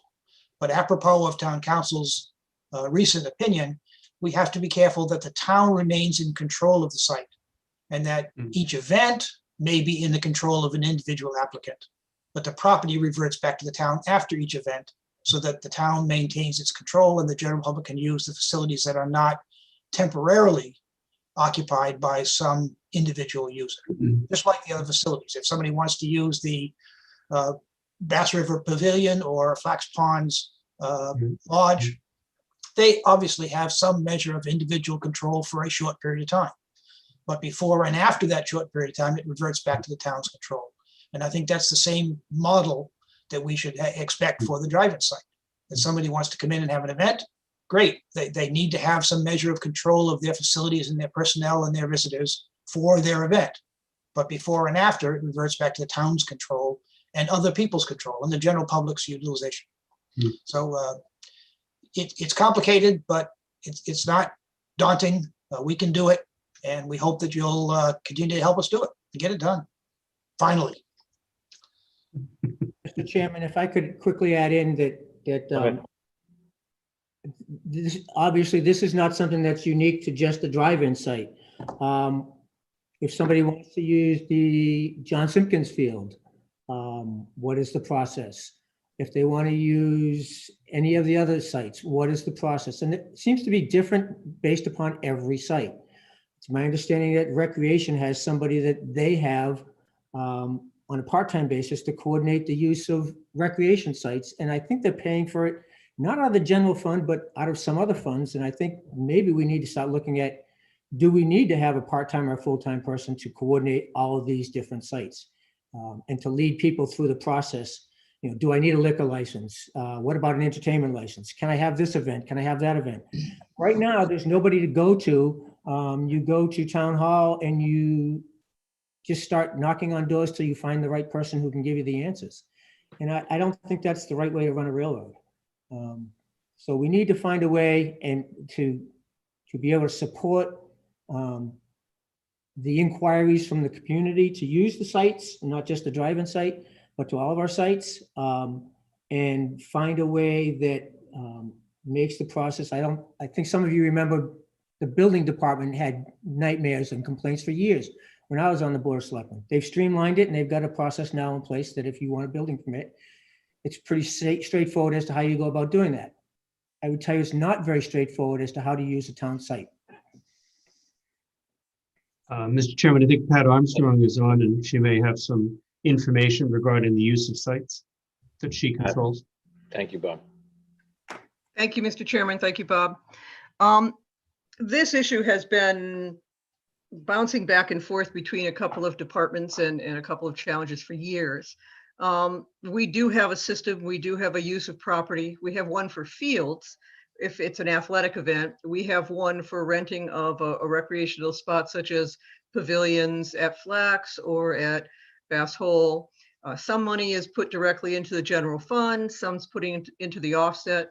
We have a 20-hour-a-week individual, Maddie Padalino, who's doing a wonderful job coordinating weddings and birthday parties and a number of other functions at Flax, at Bass Hole, at the Windmill Beach, at all the regular beaches, the larger beaches if people want weddings and how we can make that fit in. But I concur with Jim. It's not that it's been ignored. It's just been, it's been bouncing around and we need to make a decision. Does it go under community development? Well, it really didn't fit under community development. And Karen agreed with that and I agreed with that. You know, it was hard, except that the Bass Hole was the Brave Farm was overseen by Karen and that volunteer group, and that added another complex issue into it, which was the volunteer group. And so Rec took some pieces of it. Karen and her group took some pieces of it. When Linda Dennehy was here working as the executive assistant to the town admin, she handled many of the papers that came in and that change happened. I think we just need to make a final decision on who should handle this. And to Jim's point, you know, to set up an event that needs police and power and other support systems is much more complicated than maybe some of the functions that we're planning at the smaller sites. So we need to work through that process. If I can just dovetail on Pat's comment, the scale of the event is definitely at issue, and through, you know, our department and really all the other departments across town hall, we do have a kind of, you know, most folks are familiar with site plan review. We have kind of a event review that we've employed over the last couple of years. I know that the Yarmouth Drive-In site came in last year and went through the review. A couple of the larger events that have seen funding through the tourism fund have come in, the Pawpalooza, and I'm sure others. Country Fest, the Irish Fest, those guys all came through. Thank you. Yep. Yeah. So I think we have some bones, but it definitely needs some more organizing for sure. I don't know if Kathy Williams has any comment, or Pat, I'm sorry, I didn't mean to interrupt you. Okay. I think Jim and Karen and David have really kind of expressed where the diesuck is. I think my concentration really needs to be on the long-term planning with regard to finalizing design and permitting of the Riverwalk Park and the boardwalk. The previous feasibility study that we did really was just on the park and the boardwalk itself. So we're a little bit further behind on the design or conceptual design for the event space. I think before we really invest any money in there, we really need to figure out where is that best place for the stage location? Where do we want to have the water services for the food? Where would the portable toilets go? Because yes, we will have some restrooms there, but they're not going to accommodate a large event. So we are working to get that proposal finalized so that we can develop a conceptual design for the event space itself, as well as come up with some cost information. So that's an important component that I'm going to be concentrating on myself. Mr. Chairman. Yes. I would be remiss if I did not say that the events that have taken place in this town have been successful because of the teamwork that takes place in town hall. Between Pat and Karen and all the other department heads, They work together as a team to try to work these things through. But it takes away from their everyday jobs of community planning or recreation or some of the other areas that their job descriptions are. But it's because of their teamwork and ability to work together that we've been able to pull some of this off. So I want to make sure that we recognize the fact that our department heads and staff are really working together to try to help make these things successful. But there are a lot of hurdles that need to be addressed and put to bed. I understand. Anybody else? So I think with that overview, Mr. Chairman, maybe the board, the first question is, do you wish to try to do anything, big or small, this coming season? And then we can, then you can discuss any parameters you wish to put on that. Okay, let me, let's take that question around to board members, but also, I mean, I want to be able to give everyone plenty of time to ask questions about what's been presented. So let me start with Eric Tolley, and let's allow some time for board members to ask questions, but then also see if we can get to some consensus on that big, at least that initial question.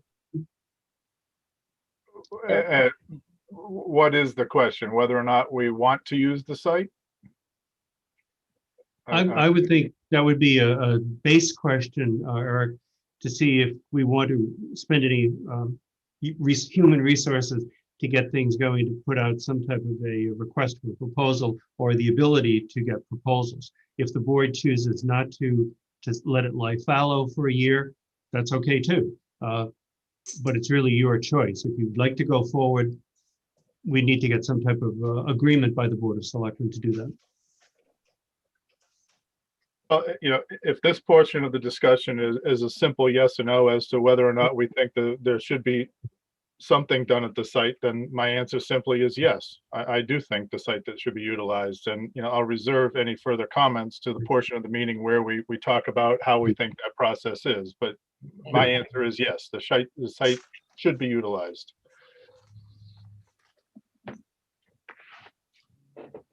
Is that what you were looking for, Mark?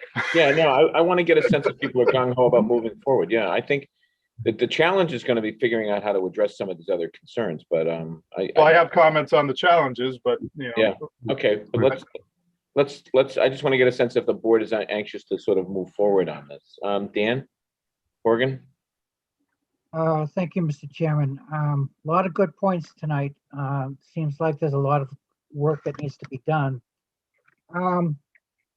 My feeling is that we want to do this well, which means taking a bit of time to put in the process and the infrastructure to give shape to these events.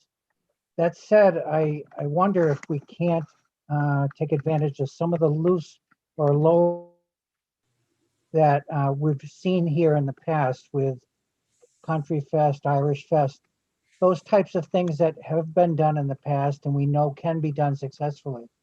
I'd like to see us make some provision for some use of the site this summer, obviously depending on COVID concerns and public gatherings, whether or not we're even able to do them. But the site is there. The town of Yarmouth last year experienced a lot of benefit with the amount of people and their use of restaurants and hotels. So I'd like to see us, if it's possible, to take advantage of some of the easier projects, easier ones that can be applied for and given quick approval because of their success in the past or seemingly an operation that seems pretty straightforward.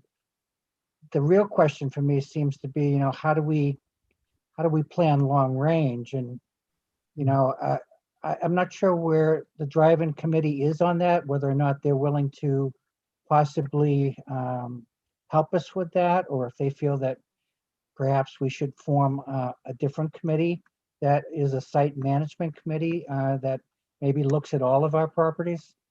I absolutely think that we should be taking advantage of the chamber's offer. Okay. And I think they'd be a great conduit for inquirers to come into the town to utilize the site until we have a more long-range plan. But I think for now, what I try to say is that I'd like to see some coordinated effort long-term and some flexibility on the town's part in terms of trying to utilize the site in comfortable ways presently this summer, going into the fall. Thank you, Mr. Chairman. Okay. Thanks, Dan. Mike Stone, Mike, your comments, thoughts? I think that in a sense, we're going full circle to the initial recommendations of the Drive-In Site Utilization Committee, which recommended having some interim uses of the drive-in site pending the development of the Riverwalk Park. The question is twofold, really. One is, what are we allowed to do there? And the second thing is, what do we want to have there? I don't know in terms of the general public, how many people are aware of the restrictions that are placed on that property by virtue of its having been taken for a recreational site. We can't lease it out because that would be a violation of the law and could endanger the status of the property. And it could also potentially expose the town to citizens' lawsuits. I think David Reed said it well about identifying the problem, if you will, as exclusivity or exclusive use by any one group or organization. Control is the big issue, and that's the word he used, and I agree with that. The control has to revert back to the town at some point in time from a legal point of view, not something to be difficult to potential vendors, but it's just the way it has to be to comport with the legal requirements. So for example, if you had, you could do some of the uses that were done last summer, but not exclusively to one person or one entity. You could have, for example, you could have music concerts for a couple of weeks. You could have somebody else do movies for a period of time. You could have a circus, you could keep changing that, that use. And by the way, I agree with David also that we're in an experimental phase in terms of using that property. We learned a lot from last summer. We learned what can attract people, what's popular, what's doable at the site in terms of movies, concerts, things like that. And we learned about problems that can be developed. So I think it was educational on a lot of different levels. And it also led us to delve deeper into the legal issues that we really didn't have time to look into last year because it was kind of a last minute thing that evolved all of a sudden. I think flexibility is another measure that we have to keep in mind, but to get to the point and to answer the question, the reason I mentioned the restrictions on the property, I don't think you're going to get proposals in the conventional sense of people saying, this is what I have in mind for the summer for use of this property, and looking at various proposals, because summer lawn use is probably not going to be acceptable from a legal standpoint. So it's going to be more of an event type of proposals that are come before us and that we have to consider. So yes, I think we should utilize the property. I think it's a good town asset. I think we're going to learn more and more as we use it. We're going to get more exposure for the property as we use it. And events are always good for the economy. Events draw people to a particular locality. As I don't go very often, but if I go down to a basketball game in Boston, everybody's making money. The restaurants are making money. The parking lots are making money.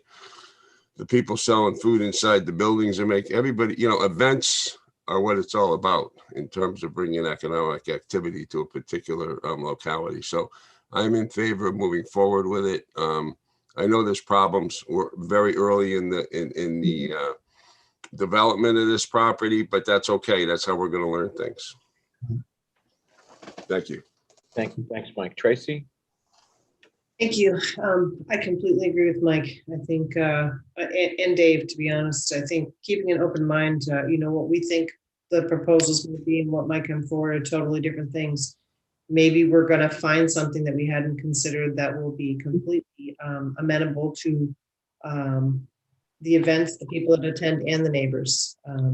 Clearly, the majority of the people that attended the events last year were extremely happy, and many of the neighbors were not. So we have a job to do, but the devil's in the details when we get the proposals back, that we take those considerations into effect, whether it's the number of days, whether it's the timing, the time of the event, whatever. But I have a completely open mind, and I do think that this is how we're going to learn what the potential long-term goal may be. And also, I feel strongly that, and I wish we had done it last year, the income from this should go back into making this facility something that is, people, we asked for a food truck last year. Serving food with no running water is not ideal. So to the extent that we can get electricity and water and bathrooms and things like that, we can work to make it a nice facility to use, I think, but we're not there yet. It is not nice now, but there is some potential income to be made. There's still a lot of interest. So I say we go for it, and we manage the details appropriately. And I'm not sure how we would bite off the approvals, because I think that, we'll have to just wait and see what happens. I don't want to determine yet, but I know that the event coordinators would need some time. I don't know how many, the timing of it, we probably potentially could have 3 or 4 that would want the same week. We'd have to deal with that as it came. However, I think it's more manageable for neighbors should we find issues as we go along to be able to address them. So I'm very excited about the possibilities and making it something that everybody can be happy with. I see Dave Reed has raised his hand. Dave, did you want to comment on Tracy's Yes. comment? Thank you on everybody's comments, and thanks for your support. As everybody recognizes, we're up against the calendar for this summer. And we also don't know what this summer is going to bring in terms of COVID restrictions and availability and how many people can be there. My understanding is that the town has already received several inquiries from groups that want to use the site, and that at least one of them, if not more, are professionals at using sites like this. Might it not make sense, at least for this year, to simply respond to those professionals, to bring them in quickly, explain to them the limitations that town council has advised us on, so we cannot lease it to them for an entire season, and ask them what they would propose to do, if anything, this summer within those limitations for shorter term, shorter length stays for them, and less control in terms of completely controlling the site, and see if they have something to propose that they, with their professional staff, can do without putting an undue strain on our town staff, because they have the ability and the experience, in some cases at least, to manage their own site better than we can. And that might be a better short-term solution. It's kind of where we were this time last year, although we obviously have learned a lot from what happened last year and from the recent opinions from town council that we have to put some constraints on that kind of arrangement. But since we have people who have expressed an interest in doing so, why not bring them in, explain to them the limitations that we have, and see what they have to propose for this summer. Jim, did you want to add a comment to that?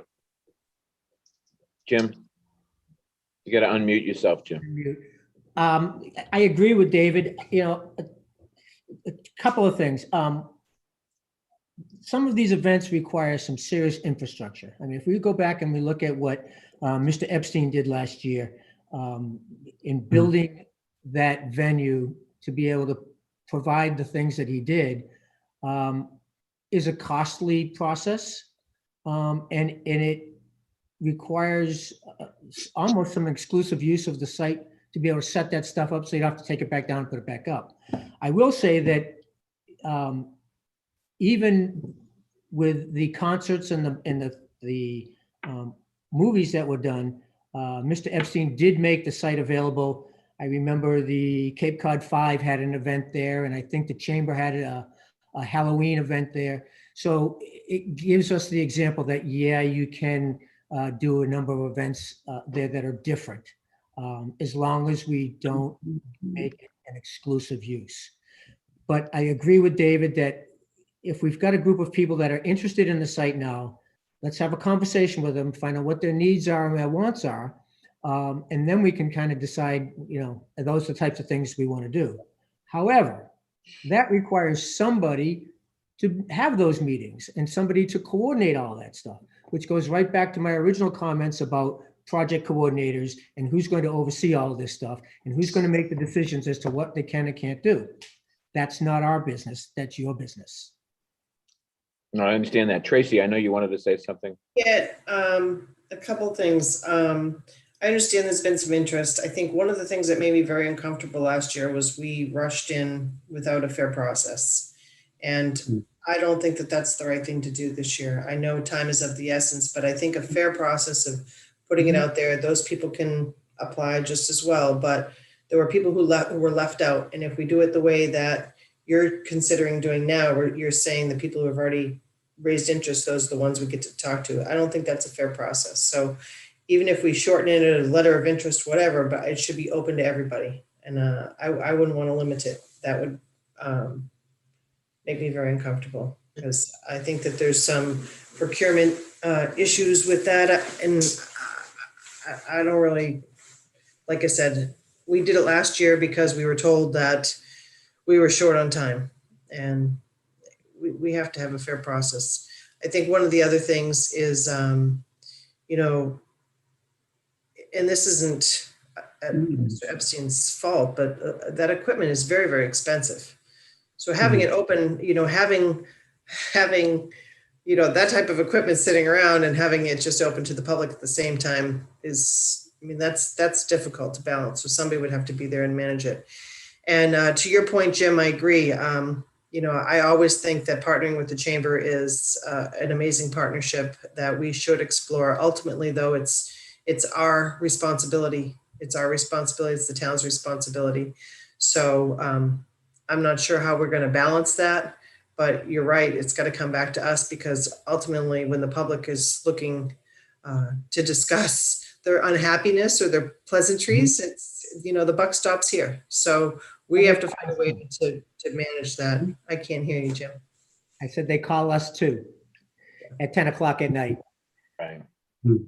Right. Okay. So what we're hearing is a consensus among the board in terms of move forward. I think Tracy makes a good point about the transparency of the process. Is there anybody that may disagree with that at all or have an issue with that? The need for openness. I think where we're going to get hung up is going to be on the management of all of this. I think this is going to be the real challenge. And that is that if there's going to be a, let's say, an open request for proposals to do events and other activities out at the site within the parameters that have been identified by council and the committee and the town, the real question is going to be in terms of the management of it. I think this is probably where, I don't want to put words in the members of the board, but aside from, I think the management, I mean, that's really it's going to be the top of the list. I'd like to, before we do another round of discussions with and questions with the board members, I'd like to ask for a focus on the management. We've got one option, the Chamber's willing to step up. So that's an option on the table. Are there other viable options, Bob, in your judgment for this season going forward, aside from maybe working with the Chamber as a partner in this? I mean, do we see the ability for the town to create additional capacity for the management of this in a very short time? because it would be the town. I would make the point that if the town could develop that capacity or have someone in charge, because it needs a project manager, a site manager, someone to be on top of this. Now, how much time is required, I don't know, but I think that's a key aspect of this. And I'm just wondering if we could spend a few minutes just talking about this.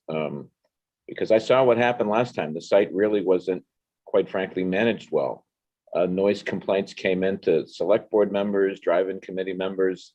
It was a bit chaotic, and then there were disputes over the actual sound volumes, and we really don't want to put the neighbors through that kind of situation again. And so the buck's got to stop somewhere. There's got to be a manager. So Bob, what are your thoughts about how to deal with the question? We don't have the ability to add any personnel, so given the budget. So I think it's a partnership between the chamber and some department in the town who's going to be, I guess, the co-coordinator or whatever, to be able to bring things to the Board of Selectmen for your approval. Now, I think we need to know, how big do you want this thing to be? Is it going to be starting off some events, 4 or 5 events? That's a package that we can really think about in the recommendations on how we would structure that. If you say, no, we really want to go and have a week at a time, every other week, to have these major event, or whatever word you want to use, that's a different issue, and that's going to take a lot more work.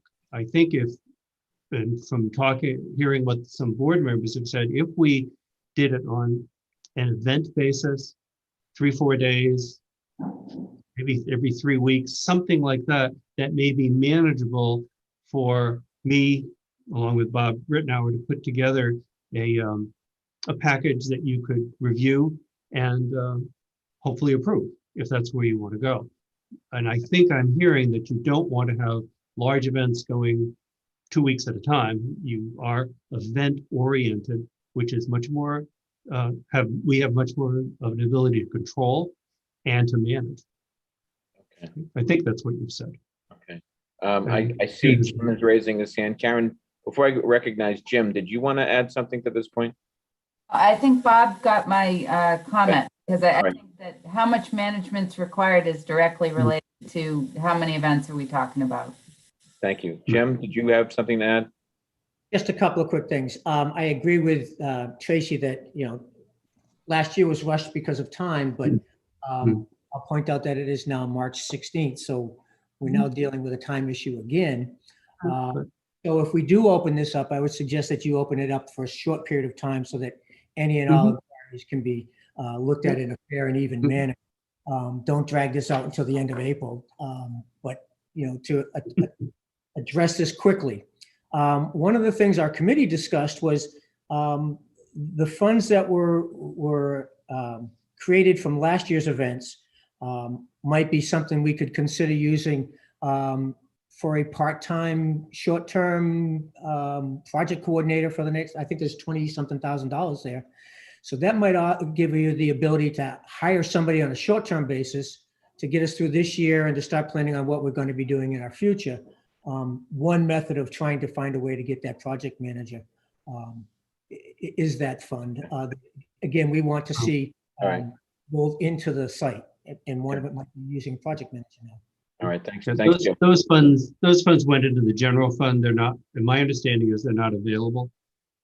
However, with the contract we have with the chamber, Mary Vilbon said that that's possible to use some of those funds in order to have them hire somebody who would obviously be responsible to us because it is our land. So and there may be a staff person that we could free up, say, okay, let's concentrate on this. Again, dependent upon how big or small you wish to go. And that really that's the next question. We can probably make it work with staff or some combination, but we really want to make sure, and I think the idea of starting small, saying to people who might want to make proposals, here are some of the parameters. You can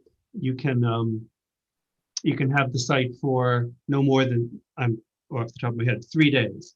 You can do it once every 3 weeks or something like that. You are going to be responsible for providing the following.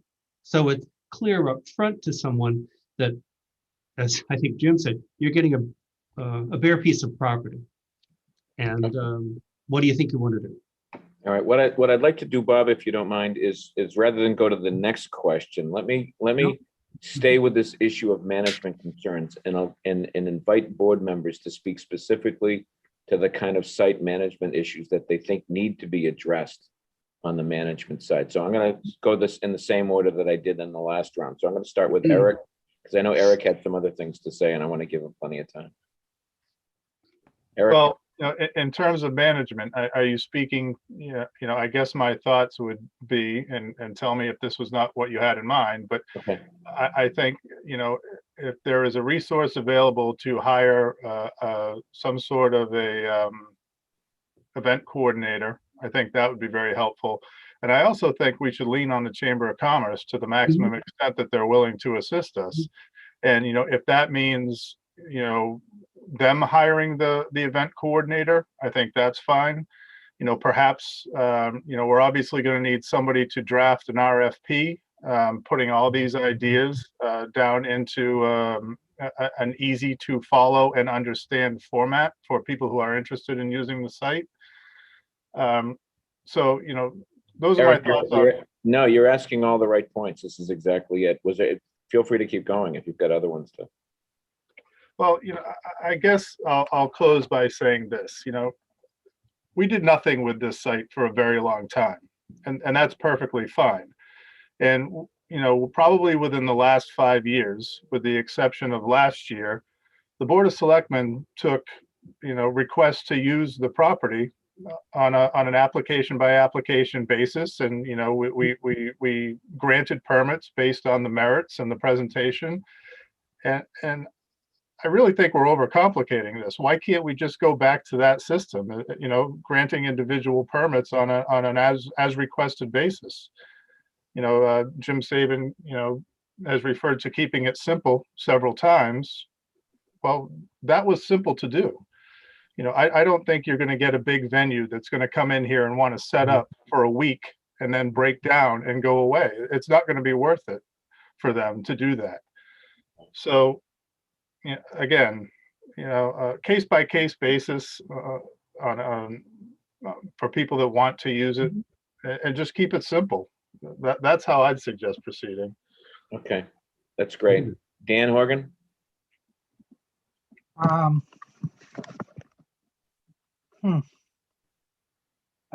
can come back to you, Dan, if you'd like. No, I like the idea of using chamber staff. I'm not adverse to what Eric's suggesting, application by application. I think it's reasonable for all of us to envision that we're not going to be looking at a vendor or a business operation that is long-term.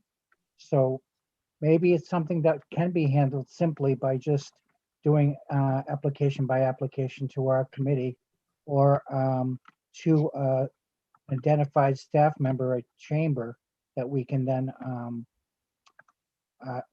either pass on or approve. But I think the other thing that I was, there's one other thing I had. Well, we can come back to you. Come back to me, I can't remember it. Thank you. Let me go to Mike next. Mike?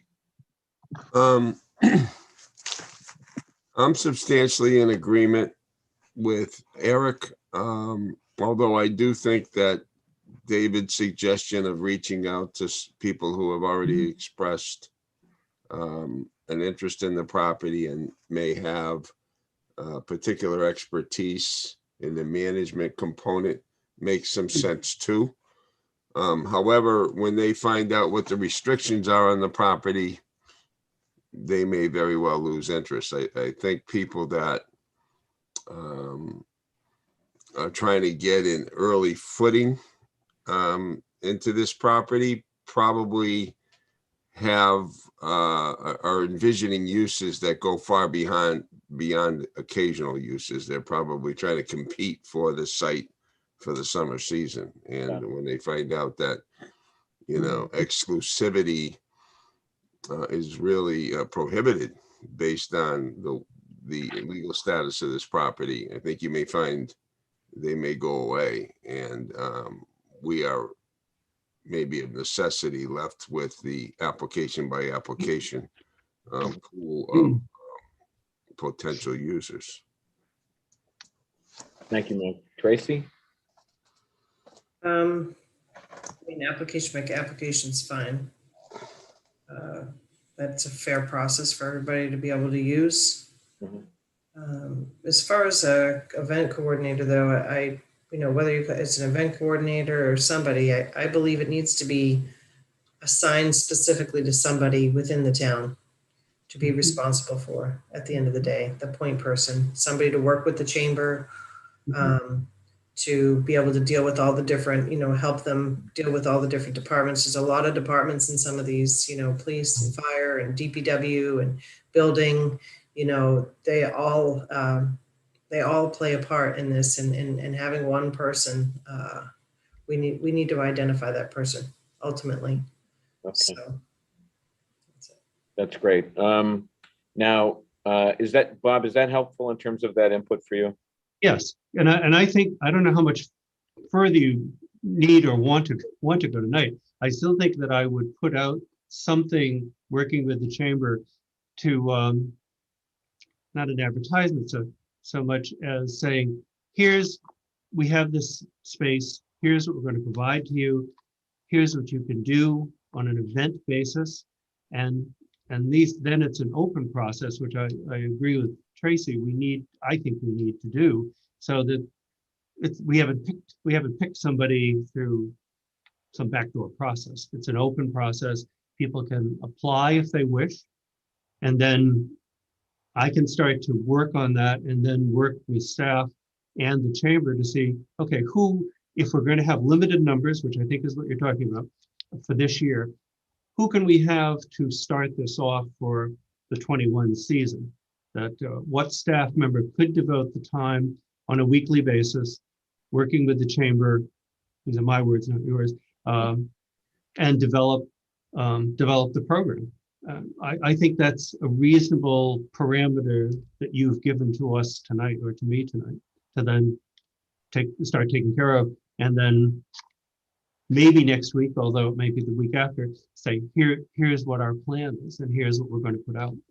And I don't think that's unreasonable. Now that we have some. Do you think, Bob, we need to address the question of alcohol tonight?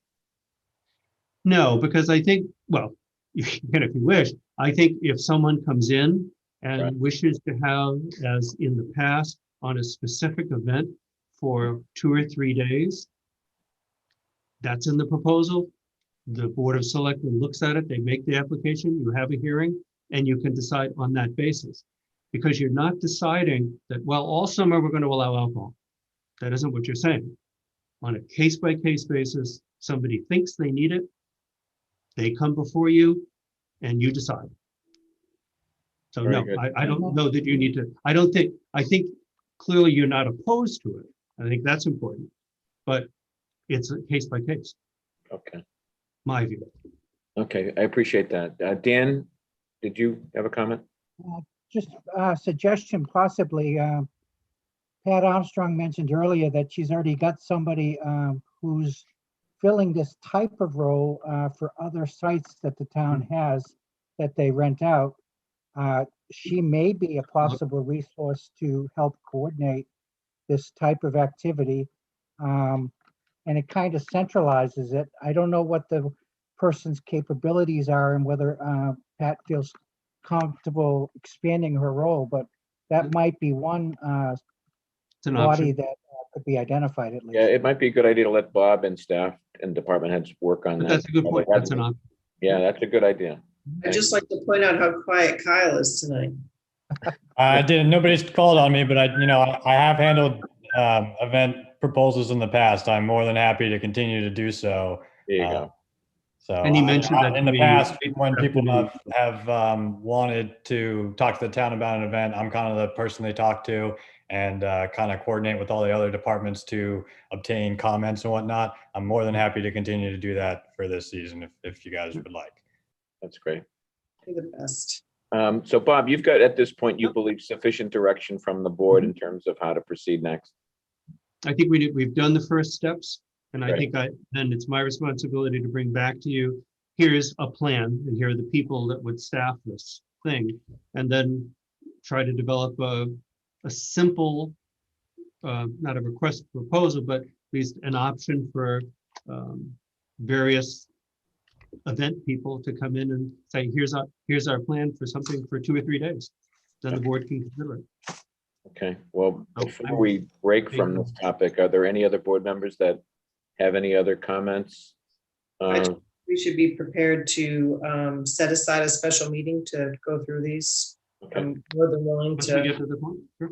make a extra meeting or two to go through these so we can act on them as rapidly as possible. That's great, Tracy. Anybody That else? would be, that I think would be helpful to do that, yeah, rather Okay, than waiting 2 weeks or so.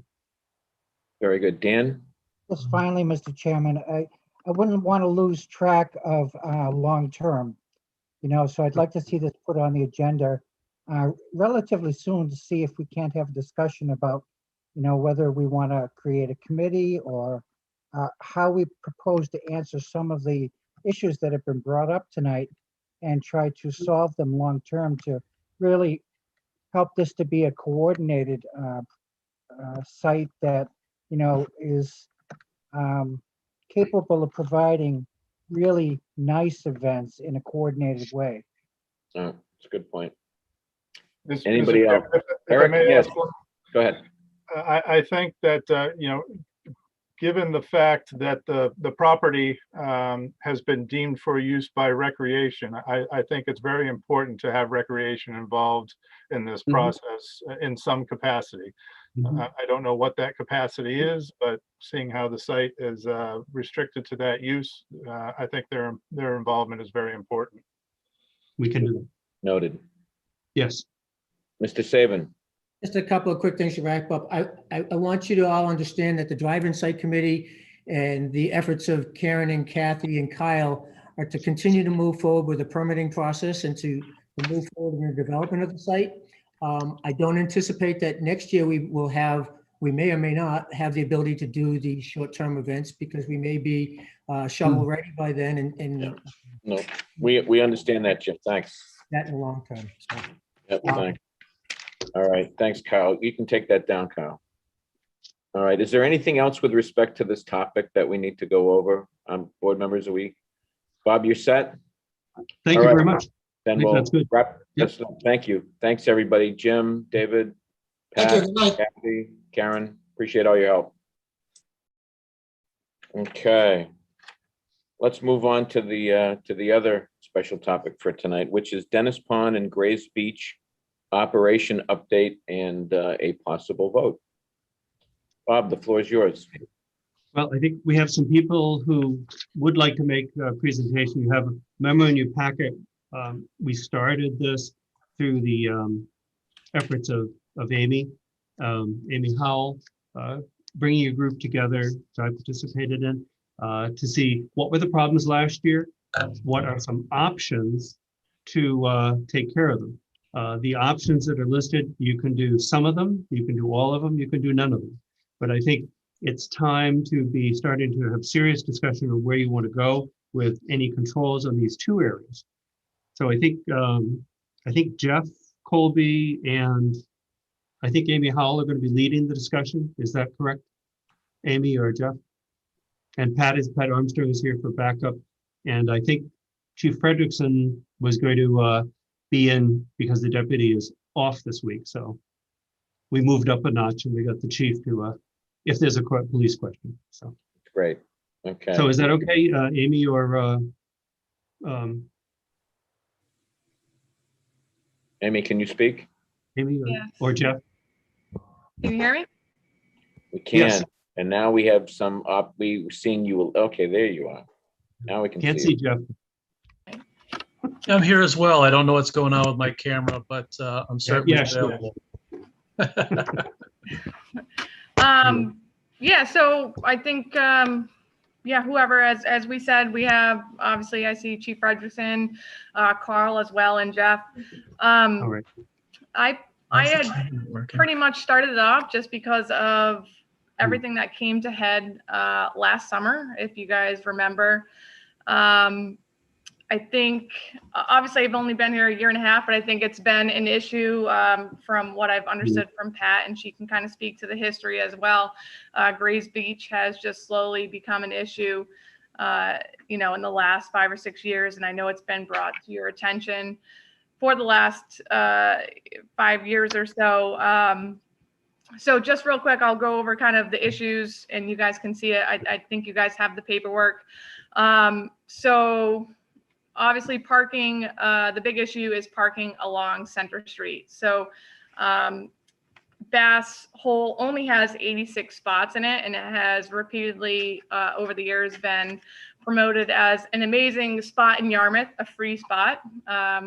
You know, which it should be because it is beautiful, but because of that, it has been increasingly become more popular and more busy.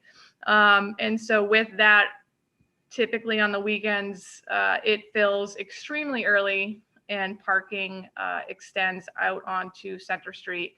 Last year was no different. I think it kind of came to a head last summer. It was hot, it was COVID, and everything was exacerbated, and it kind of came to a head. So I think one particular weekend, emergency vehicles couldn't even get down the road because you had vehicles parked on both sides of the road, and that's kind of where it started.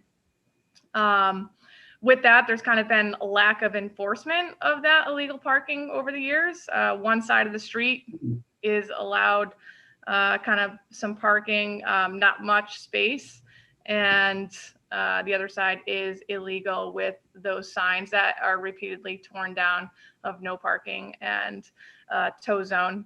Lack of barriers along that street kind of contribute to that. For us in recreation, patrons crossing over to Chapin Beach and Dennis, that's a huge thing, and that's I think another reason why Bass Hole has become so popular, with Chapin kind of closing down their ORV area, and then also last summer obviously closing down due to COVID. It just was an incredible amount of people crossing over to Chapin, and with the super dangerous currents there, it's a very intense safety hazard. And I would say if we're doing 500 rescues a year, 450 of them are at Bass Hole. And so to be able to kind of limit the amount of people there would obviously limit that and help us out being able to manage that. And also what adds on to that is the rental of Bass Hole Pavilion. So Bass Hole Pavilion's been rented for numerous years. I actually don't know when it started, but you can technically rent up to 100 people at the Bass Hole Pavilion. And now, so add to a already crowded beach with the boardwalk, in 86 spots, 100 people wanting to rent out that pavilion and us allowing them to, you can imagine what that adds to the parking situation there. So I don't know so those are kind of the issues. I don't know if Jeff or Frank, you guys wanted to add anything before we go into the recommendations, or Pat? Anyone? There you go. Sounds like you covered Jeff, it all. why don't you go next? It's a good summary, Amy. I think that the biggest issues seem to be on the weekends for the most part, and parking was certainly a big challenge. I know you're going to get into the recommendations and probably have some more commentary as part of that.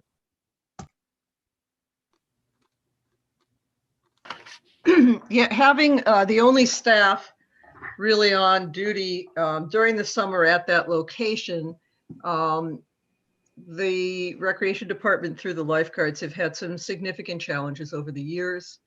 We've always put at least 3 people on the site because of the activities, the crossing over, a lot of people not pleased about parking, holidays being just out of control. So we've known that there's problems there. We understand that it's a historic site and the community loves it and wants their access.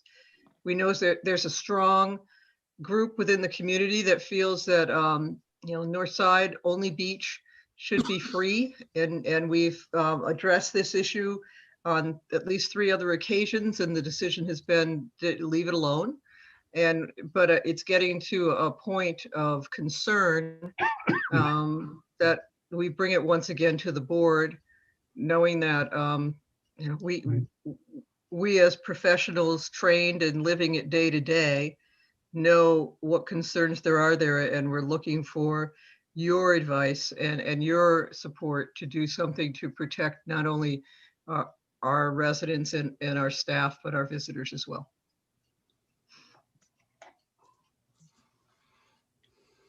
Okay, are we going to go into recommendations at this point, Bob? Is that what you wanted to do next? You got to unmute yourself. I don't think the chief had any specific comments because it was in the report about what the issues were for parking, and I think Amy outlined those pretty easily. So maybe the next point would be starting with Grays Beach, since that's the longest one. Some of the suggestions that the group was making to the board to consider. So maybe Amy could start that off if you're ready. Sure. So we kind of have these, so this is again for Grays Beach, where we're starting off. We kind of ordered these in just kind of in order of what would maybe be the easiest. Unfortunately already we're in mid-March and the season really starts in 2.5 months, crazily enough. So I will say, again, too, this is obviously a multi-department collaborative effort kind of coming up with these recommendations. So for last year, I think, I don't know what weekend they started, but essentially we had details from the police on Saturdays and Sundays. So that's a first recommendation right there. You can see would be to start on July 2nd through September 5th, which I believe is 21 days. You can see it in the budget, but would be to have the police have the details the same as they did last summer. The details would actually split their days between Grays Beach and Dennis Pond. And Frank can speak more to that if he wants to. The next recommendation, obviously, number 1 would be more signage will be added for the crossing over to Chapin. Obviously, we can't technically control it and we can't stop people from crossing over, but we do need to add some more signage just to make people more aware of the dangers of crossing over in the strong current. What I will say on Recreation's behalf, what we are really asking for is for you guys to approve of no rentals of the pavilion from Memorial Day through Labor Day. As I said in the issues, we just really feel like the rental of the pavilion just adds to the issues that are there, and not having any rentals during that, I think would really curb it a little bit, and really just the pavilion becomes an first come, first serve pavilion and an option for people. So Parks has also priced out some barriers, and you can see them in our Appendix 1 for Grays. So these barriers are right across from this barrier that we've priced out to do first and foremost. And Jeff, I don't know if you want to speak to this better, but this is right across from the pavilion parking, which we also want to stripe to make parking a little bit clearer and better utilized, so it can be more efficient, which would be about 14 spots. And so right behind that, we would put these barriers to not allow anyone to park there. Yeah, Amy, I can comment on this one briefly. And Kyle, if you could scroll to Appendix 1, it'll help the board understand a little bit about what's being proposed for this. But what Amy just described was right behind the perpendicular parking there. And what is proposed here is similar to what we already have on site, as well as some of the posts that we have over at Dennis Pond. And so while it's being called a barrier because it will prohibit parking on that side or pulling off on the side, but it's very consistent with what's been done on the site already. It's the wooden posts, and it's a cost-effective way to provide those guides to the visiting public and where parking wouldn't be allowed. It's been very effective at Dennis Pond and, like I said, other parts of this site. And we'd be able to install those with in-house forces with the Parks Department and a couple of personnel support from Highway. So there is a cost associated with that, but it's literally just for the materials in order to install this. Along with that, adding 2 parking attendants daily to Grays Beach. With that, obviously, comes a lot of different things. So that would mean making Grays Beach a sticker/paid beach along with all of our other beaches. And you can see that in the budget. Obviously, it's a significant amount of money that would need to be added to the budget for parks. And you can kind of see it in the budget, which would, for one season, would be around $24,000 just to staff that. And with miscellaneous equipment, which really is the credit card machines, that type of stuff. You'd have a one-time payment of, you do need the booth there for the staff for shade and whatnot, and to store their equipment, and then some uniforms. So you can see that in the budget as well. So that would be a significant budget increase in the parks seasonal line. So we did put that in. Whether that's a long-term goal, the board would need to decide what they want to do with Bass Hole in regards to that. Obviously, like we said, currently parking is allowed on one side of Center Street. We are proposing and recommending that it be banned on both sides of Center Street. With that, it would obviously need to add signage and whether it becomes a ticket and tow zone. And ultimately, which we feel would obviously be the ultimate goal, is to have barriers along that Center Street. And you can see that in Appendix 2, I believe. Now, you take away that, obviously people can't park, right? So that's going to be your easiest solution. But unfortunately, it's not so easy. You have to consider the budget. You have to consider conservation, if we can even add those barriers. Jeff, I don't know if you want to add more to that. Yeah, the only thing I would add to that is that's not something that's practical to do for this upcoming season. Right. So that's something that if there is interest from the board, we could pursue in looking at the cost, as well as, like Amy said, the coordination that's necessary. I do know in just proposing the walking shoulder along the road, which has been implemented, conservation did have some significant concerns about disturbance in that area because it does get very close to some wetlands. So those are the types of things we need to work through for that particular recommendation. So not something for this year, more of a long-term consideration.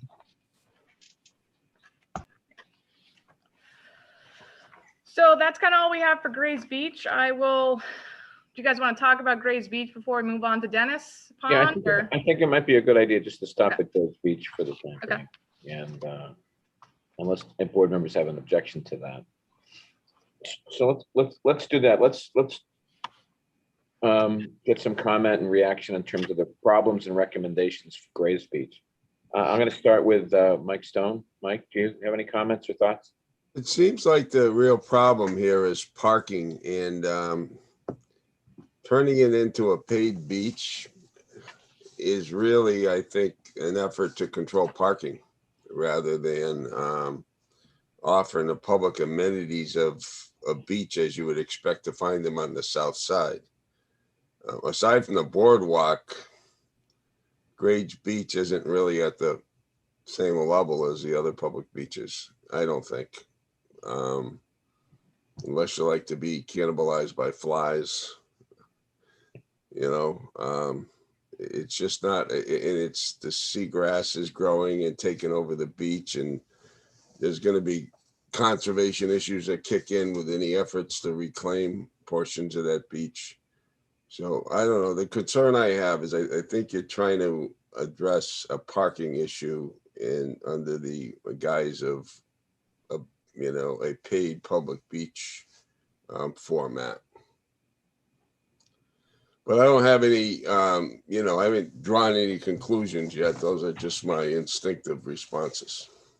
So let me just ask you, Mike, in terms of the recommendations, do you embrace some of them, all of them? I think if you're going to have parking restrictions, obviously there has to be an enforcement component. So I would support that. The other concern I have is there's just not a lot of accommodation on that beach, and I don't know how the neighborhood's going to feel about it. People that maybe conventionally don't get beach stickers that walk to the beach now are going to be forced to buy a sticker, and I don't know what kind of overflow that's going to cause. I mean, if the beach is free, that's one thing. But if it becomes a paid public beach, they might go to Southside beaches and create further traffic issues, overflow issues there. Okay. So you support the parking or the parking? I think the parking, something's got to be done. I mean, barriers, the parking complaints have been ongoing, and from what I understand, I don't live up in that area, but what I understand, people park just about anywhere and everywhere up there, and it's kind of chaotic.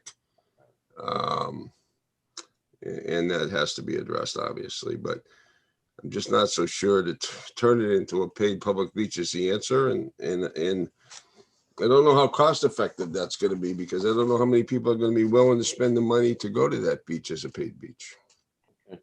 Let me go around to the rest of the board members and get their feedback as well. Tracy Post. Hi, thank you, Amy. Thank you, Jeff. Appreciate the presentation and the recommendations. I have a lot of feelings about these particular recommendations. I'm not new to Grays Beach, but personally, I think we should find a different way to enforce parking other than utilizing highly trained, highly skilled police officers that have other things that they should be doing. So to that extent, I don't know what authority we give the parking attendants. But the thing is enforcement. And if we don't get these vehicles towed and they park there, it's for nothing, because they know that they can do it. So when you start really having somebody down there enforcing it and towing these vehicles, it'll stop. And it needs to stop, because it's a hazard. I'm very concerned about, in this day and age of COVID, you have a beautiful pavilion in a place where it's outside, and it's where we want people to be, outside. So, I'm disappointed that we would want to stop renting that, because I think that that's one place where people might feel comfortable gathering. I understand, but if we enforce the parking, that's what it comes down to. I'm unfortunately, to Mike's point, like about the beach. Well, obviously, there's an interest because there's so many people that are there, regardless of what the quality of the beach experience might be. There's a lot of people that are going there, and there are restrooms, so the amenities are there. But the only way to justify the only way you can have parking attendants down there is to have a beach sticker. I mean, otherwise, having them there without the sticker is, certainly not cost effective. So I'd be in favor of having a sticker. People can still walk, people can still drop off, people can still ride their bicycles. It is to limit parking to the extent. One other thing that's not on here that I think is important is when the parking lot's full at Seagull Beach down at the end of the road, it says parking lot full. And that's perhaps something we need to consider at this area, so people don't go down there and try to find a way. But, again, you have to tow them. You have to have your parking people there, and you have to tow them. And if they get out and leave their car, they need to know they're going to be towed. And, I think the long term of the barriers is a good solution. I do worry about the fire trucks being able to turn around, things like that. So perhaps they have some of those heavy plastic breakaway kind of things, which might be more amenable to conservation as well, you know, in the short term for this year. But when the parking lot's full, the parking lot's full. And whether it's for the pavilion, it's first come, first serve, like you said, and we need to enforce it. So I'm not sure about the ticketing authority of your parking attendants, but perhaps we need to consider that. I really just feel strongly, and every time I go by Smugglers on the weekends in the summer and I see the police standing there, I just feel it's just such a shame that it's necessary. And I know the parking attendants get a hard time, and they shouldn't, and it's awful. But we have a lot of you know, real issues in the town that need to be addressed, and it's very, very expensive. So there's got to be a more cost-effective way somewhere, maybe in the middle, some type of civilian that can do that. But those are my thoughts initially. I think we've been kind of toying around the edge with keeping it free, and I would love to keep it free, but unfortunately, it's just there's no way to manage it when it's free. So signage with the tide there is extremely important. I don't think the people understand how strong that current is. And, you know, that jeopardizes our employees. So I think signage in that regard is also important. So short term, long term, the barriers are important. But again, it just really comes down to enforcement. And I'm not sure how many cars got ticketed and towed last year, but it needs to happen. So as sad as that is, but those are my thoughts, Mr. Chairman. Thank you. I appreciate that. Eric Tolley, your comments.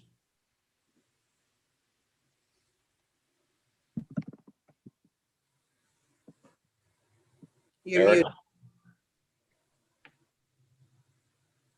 Sorry about that. Okay. You know, parking is obviously the main issue down here. I can honestly say that I have never seen some of the parking anywhere that I have seen at Gray's Beach.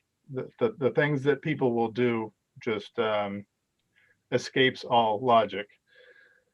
But, you know, I agree with Tracy. You know, you drive around other towns and you will see sandwich boards out on the main roads, advising people that the lot is full. So I think that's a relatively inexpensive step that we can take. You know, I don't know that I'm in favor of spending the money to put barriers on both sides, but I certainly do think that the signs are a good idea. You know, last year we implemented signage on, I think it was the east side of Center Street, all the way from the parking lot down to Homer's Dock. I don't disagree that signage and no parking on both sides is a bad idea. I also agree that the loss of the use of the pavilion would be unfortunate.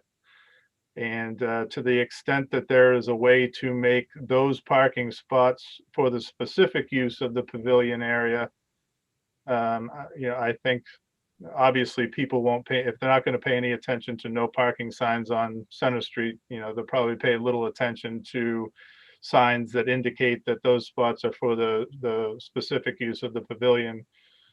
But, you know, I also agree that it all comes down to enforcement. And I don't want to burden the police department with, you know, the expense or the reduction in manpower that is a product of having to enforce parking.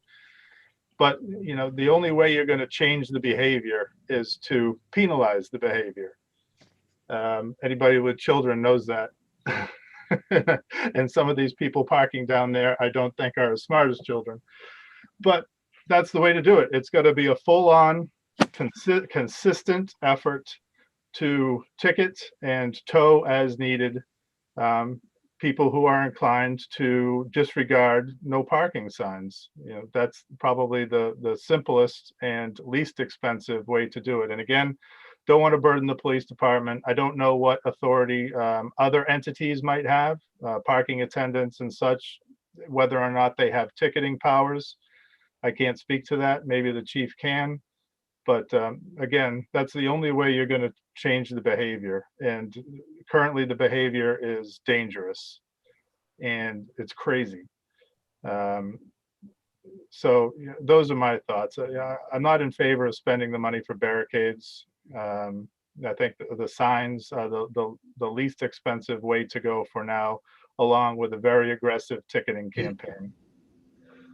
Okay. those I'm are my Amy, gonna you want to talk, maybe Amy can talk about the ticketing on the non-criminal? I mean, Jeff's probably better. I know that the parks supervisor, Dave Carlson and Kevin, I believe, and Jeff, you can chime in. I know they're able to ticket, but to have them be that enforcement, they are so busy with running all the other beaches that I just don't see them to being the option. So, but Jeff, if you'd like to chime in. Yeah, I think Amy, you did a good job. We have two parks employees, the two supervisors that oversee the running of the 5 Southside beaches, and that's a 7-day-a-week operation. So they alternate their times in order to provide coverage on the weekends for all of that. Just not sure how they provide parking enforcement and monitoring on the north side. We'd have to do something different. The parking attendants, the booth gate attendants themselves don't have the ticketing authority. Does Natural Resources have ticketing authority? Carl's here as well, Carl Van Haan. Again, I think you're probably going to hear the same thing from Carl just about their availability, but Carl, I'll let you speak to that. Sure. Yes, we could issue parking citations, but if we're out on the waters, in the 35 square miles of waters that we have to oversee as well, or out in one of the conservation areas, our ability to get there in a timely manner may not be there. If by all means we're driving by and there's definitely a parking issue, we can address that at that time. But it's the availability at any given time. I think that's why last year, when they ended up doing the detail officers to rotate between Bass Hole and Dennis Pond, that seemed to be the most optimal issue. We weren't taking patrol officers off the road to deal with this. They were actual detail officers that were assigned to do this task. So we do help out and do what we can, but there's no guarantee that we'll be available or right there on scene to address it immediately. I'm not suggesting that the onus falls on any one department, but perhaps a joint effort between, multiple departments, might be a better way to go. I don't know with what frequency the police department or natural resources could do a drive-by or check on these areas, but it seems as though if there were at least between 2 or 3 departments and a half a dozen drive-bys per day, that might be sufficient to discourage the behavior. Again, I don't want to dump it in any single department's lap, but again, I'm suggesting that perhaps it would be a multi-department venture. And this is Carl Van Hoen. That is essentially what is done, currently with other areas and would be done down there. The likelihood of getting down there half a dozen times, at least for ourselves, is unlikely, especially on the weekends with how busy we are responding to calls and all the other areas that we have responsibility for and the limited staff that we have. But we, by all means, do help out and we'll continue to help out as needed. Thank you. And again, I don't think that this doesn't only happen on weekends. I know that a lot of talk has been focused on weekend enforcement, but this is a 7-day-a-week problem. Particularly last year with COVID, you know, so many people were out of work or working from home. You know, we saw it town-wide. Resources and facilities were just maxed out because of the number of people that were around. So again, you know, I don't think focusing on weekends only is the answer, because people will change their behavior to go other days of the week, and you know, the problem will worsen. So you know, I'd suggest that our focus not just be on weekends. Certainly we could ramp up efforts on weekends, but this really needs to be a 7-day-a-week, summer-long effort. That's all I have, Mr. Chairman. Thank you. Thank you, Eric. Dan Horgan. Chairman, I share many of the same concerns that my fellow board members have mentioned. To Eric's point, might I ask, what is our experience during the weeks? Can Amy or Jeff speak to what the parking situation is like during a summer day versus a weekend? Amy? Yeah, I will say the real issues are clearly on the weekends. That's not to say that they don't happen during the week. It's the main issue is the weekends. But you know, you have a nice week, as you know, Eric mentioned, and last summer it was hot, it was sunny, there was no rain, and it was COVID. So it was all summer. You know, if you had to pick, okay, would do this, then obviously it would be the weekends. But to Eric's point, it's a 7 days a week issue. Bass Hole is just becoming more and more popular with the promotion. It seems every year a new news thing is doing a live remote on it, which is fantastic, but that just adds to it. And I would say for the pavilion, it becomes more and more popular. So to Tracy's point and everyone's point, Bass Hole is by far our most popular request for renting of the pavilion. But the minute you start to take money, people have expectations, and it's very hard for us to take the money and tell these people that they have the pavilion for 50, 25, or 100 people, and then they get there and there's no parking. So there just has to be some type of solution, whether it is we make their pavilion parking and we enforce it, but if we don't have that, it's very, very hard to continue with the rentals of the pavilion without some type of enforcement, without some type of reserve spots for the pavilion, and that would be 7 days a week. This is Frank Frederickson. May I speak for a moment? Go right ahead, Chief. Okay, first of all, thank you for allowing me to join the conversation. There were a couple of things. It obviously has grown to the point where we're having this big discussion, and glad we're doing it now.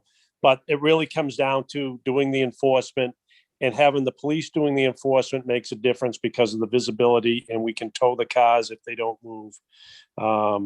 And the procedure we did last year, roving between the two beaches on the north side, that was effective, and we kept it under control. Primarily is on the weekends, and of course some of it's guided by the tides. When you have the low tide, good weather, even during the week it can be a little bit of a headache, but the weekend certainly is a much bigger problem.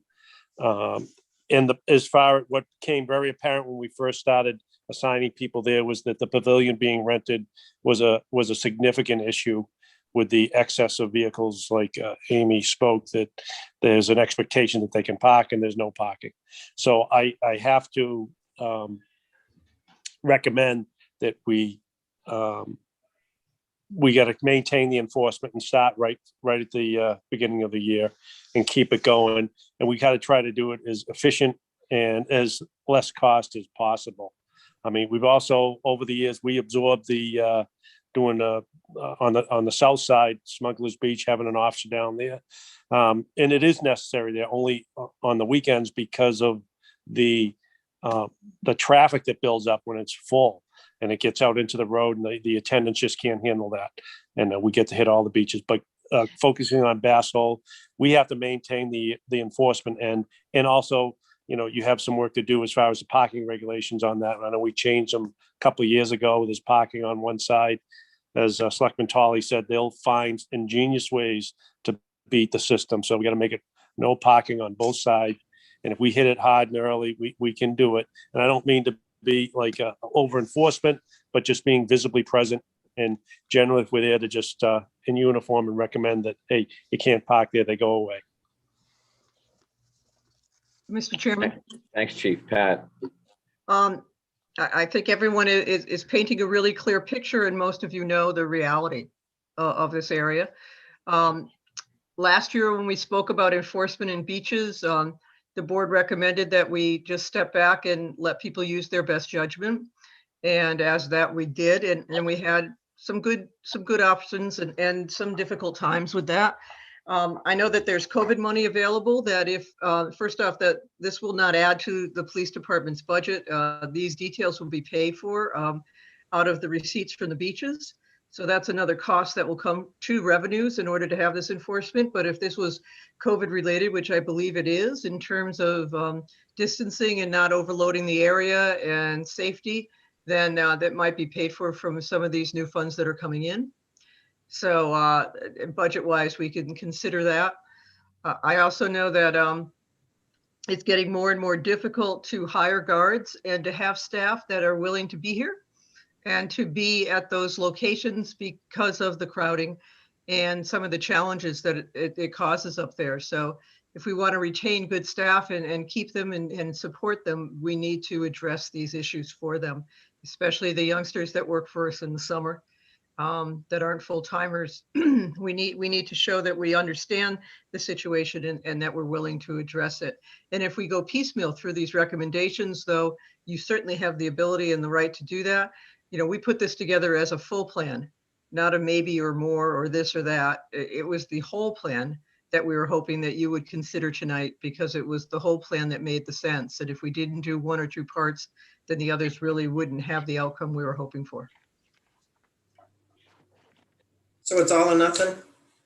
I'm not, I think you need to look at, if you don't do something, what the impact will be. I think we need to look at that.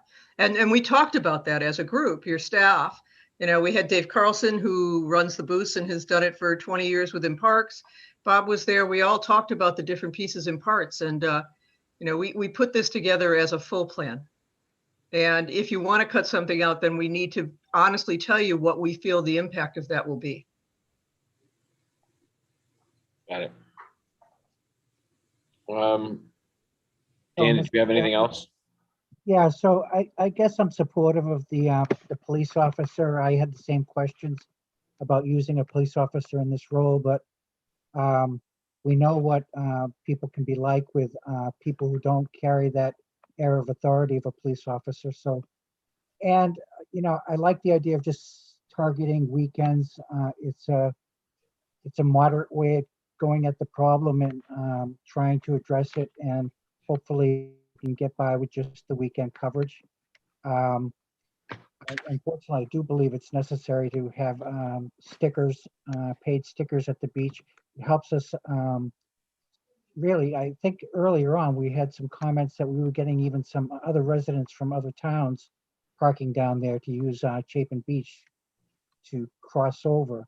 The stickers help it to be resident only. They help us cover some of the costs. I'm like everyone else. I'm very, very sad to lose the pavilion. They seem to be very popular and seem to be bringing in some good money, but there's a real conflict with parking for the beach and for the pavilions at the same time. I'd like to see if there's, you know, a way that we could provide some off-site parking with some kind of transportation down to the pavilion, but that's for another time. I'm supportive of the barriers generally. Going all the way down Center Street, I'm a little bit more concerned. I'd want to involve the neighborhood in that discussion and also look at the environmental, but I appreciate the plan that's been put in place by our staff and I'm willing to support it. Okay, I've got a sort of a procedural question, Bob. Does any of this require, or maybe it doesn't require, but would it make sense to have some kind of public hearing or forum to at least invite residents to speak to this? It would depend on how far you go. I believed that it wasn't all or nothing. In the discussion, you've kind of said, and I numbered them rather than have bullet points, the numbers 1 through 6 seem to be acceptable if we can figure out the cost. That would not involve limiting parking on both sides. It wouldn't have the barriers all the way, because as Jeff said, that's something we need to do a little more work on for next year. And that would be no parking on both sides, the barriers. I think that would require some type of public input. Okay. I think Amy has a plan that if you had a gate attendant there, people who live there are going to be, they can get through. I mean, that's not an issue because depending where the booths are. I also think Carl had a plan, which I didn't see here, where for the people who have boats at the marina we have there, they would have a hanging sticker, not a sticker, but a hanging pass that would go off the rearview mirror so they could get in. So I didn't want to contradict anybody, but Amy, if numbers 1 through 6 were done, Well, does that make some sense, at least for this year? well, the only problem with number 6, which is the 2 parking attendants, is Oh, yeah.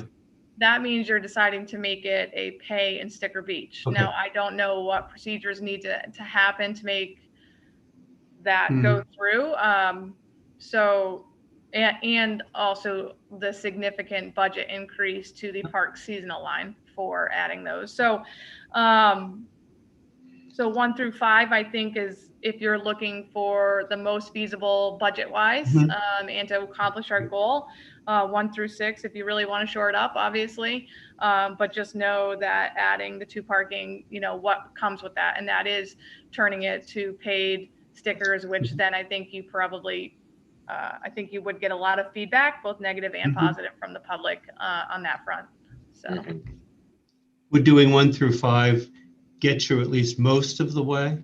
My numbering. I think so, and the board can discuss further whether you want to make it a resident-only beach. That is a bigger issue. You're correct. So maybe the question, Mr. Chairman, is if my numbering, if 1 through 5 makes sense to a majority of the board, could we proceed with that? And then how would you wish to proceed on items, my numbering 6 through 9? Okay, let's sort of have some discussion on this. Is the board comfortable with, well, let me ask you, in items number 1 through 5, do any of them require any kind of public notice or community involvement, do you think, in any of those items? Can I ask some more questions, Mark? Sure, hang on, let me just get an answer from Bob on this one. Bob, can you answer that? I don't, well, the rental, you know, people in town don't, maybe they do rent. That'd be an issue. Okay. The other barrier, I don't believe is that significant. It's just the one side where I don't think people are supposed to park anyway. Okay. Well, Bob, just on that barrier issue, go ahead. Technically it's not a no parking area, but there is a pretty good slope there. So it's very, very difficult to park. And so I don't think there'd be a lot of displaced parking by putting the barriers there. It would just make it clearer. So it's a safety issue. Okay. Yes. Very good. Tracy, your question? Yeah, I've got a couple questions about the pavilion. Perhaps weekday usage of the pavilion may be something that we want to look at. I really think that we need to find a way to try to keep that.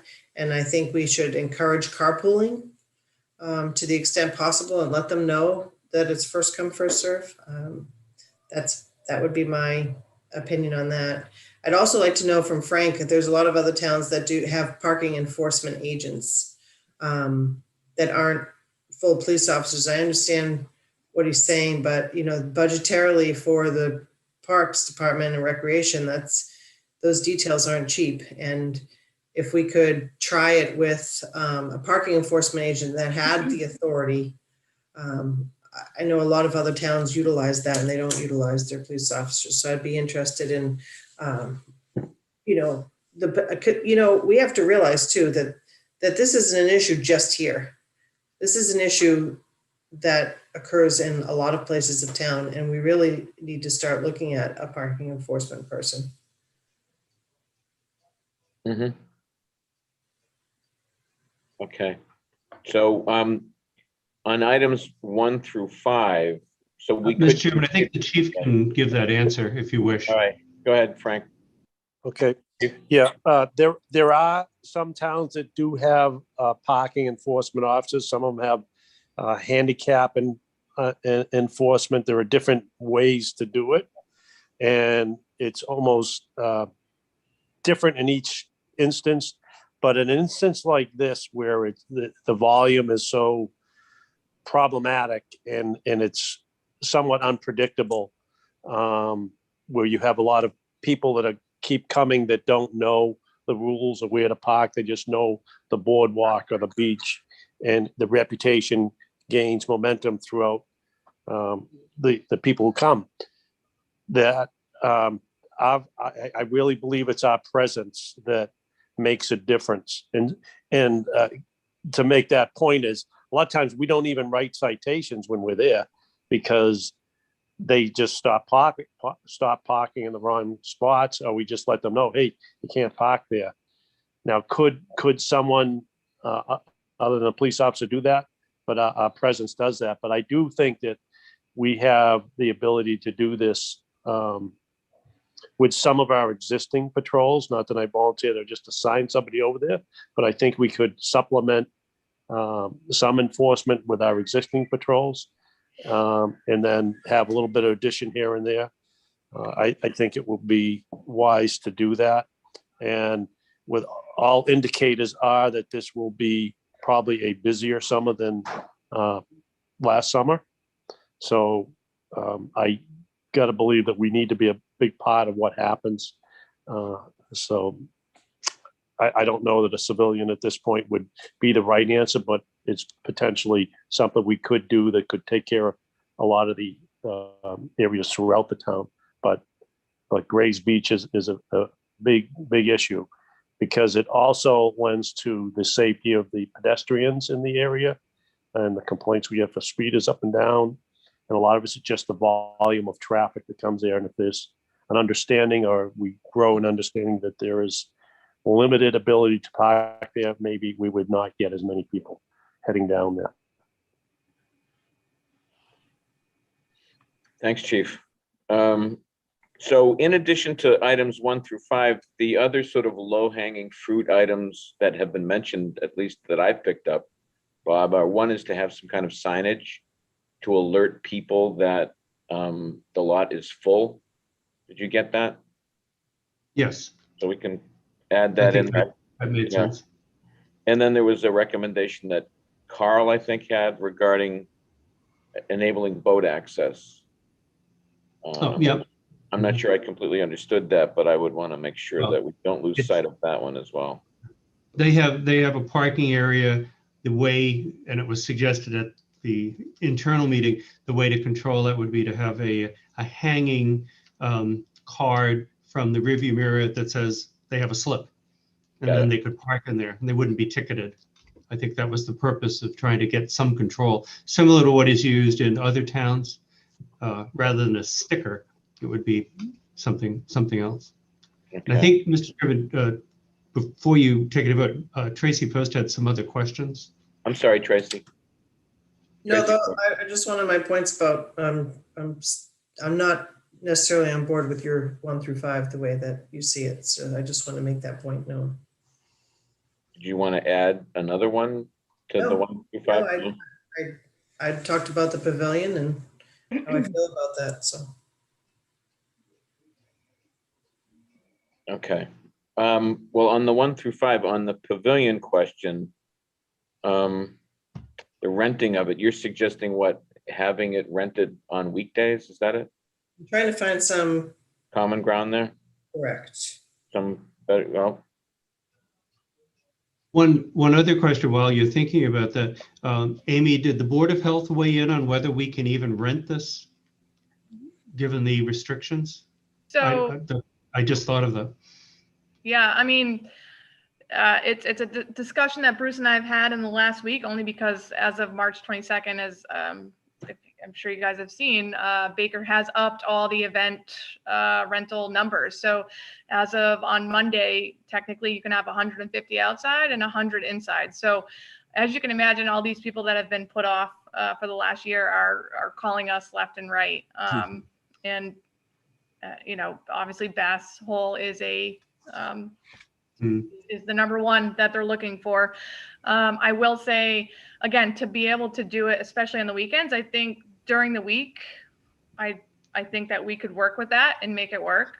On the weekends would be very, very difficult unless we had specific spots reserved for the pavilion. Other than that, I don't see how we could do it and manage it in regards to renting it out to someone, you know, at 12 o'clock, and then they get there and there's no spots, and now they're parking on the side, which, you know, so during the week, I think we can make it work. I know you're trying to make it work as much as we can because it is so popular, but on the weekends, unless we had specific spots, it just would be very, very difficult to make it happen.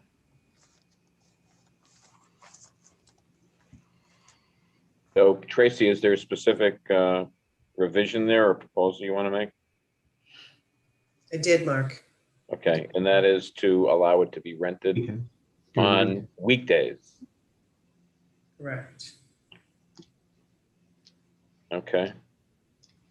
So an emphasis on carpooling. I think that's something that they need to know, that if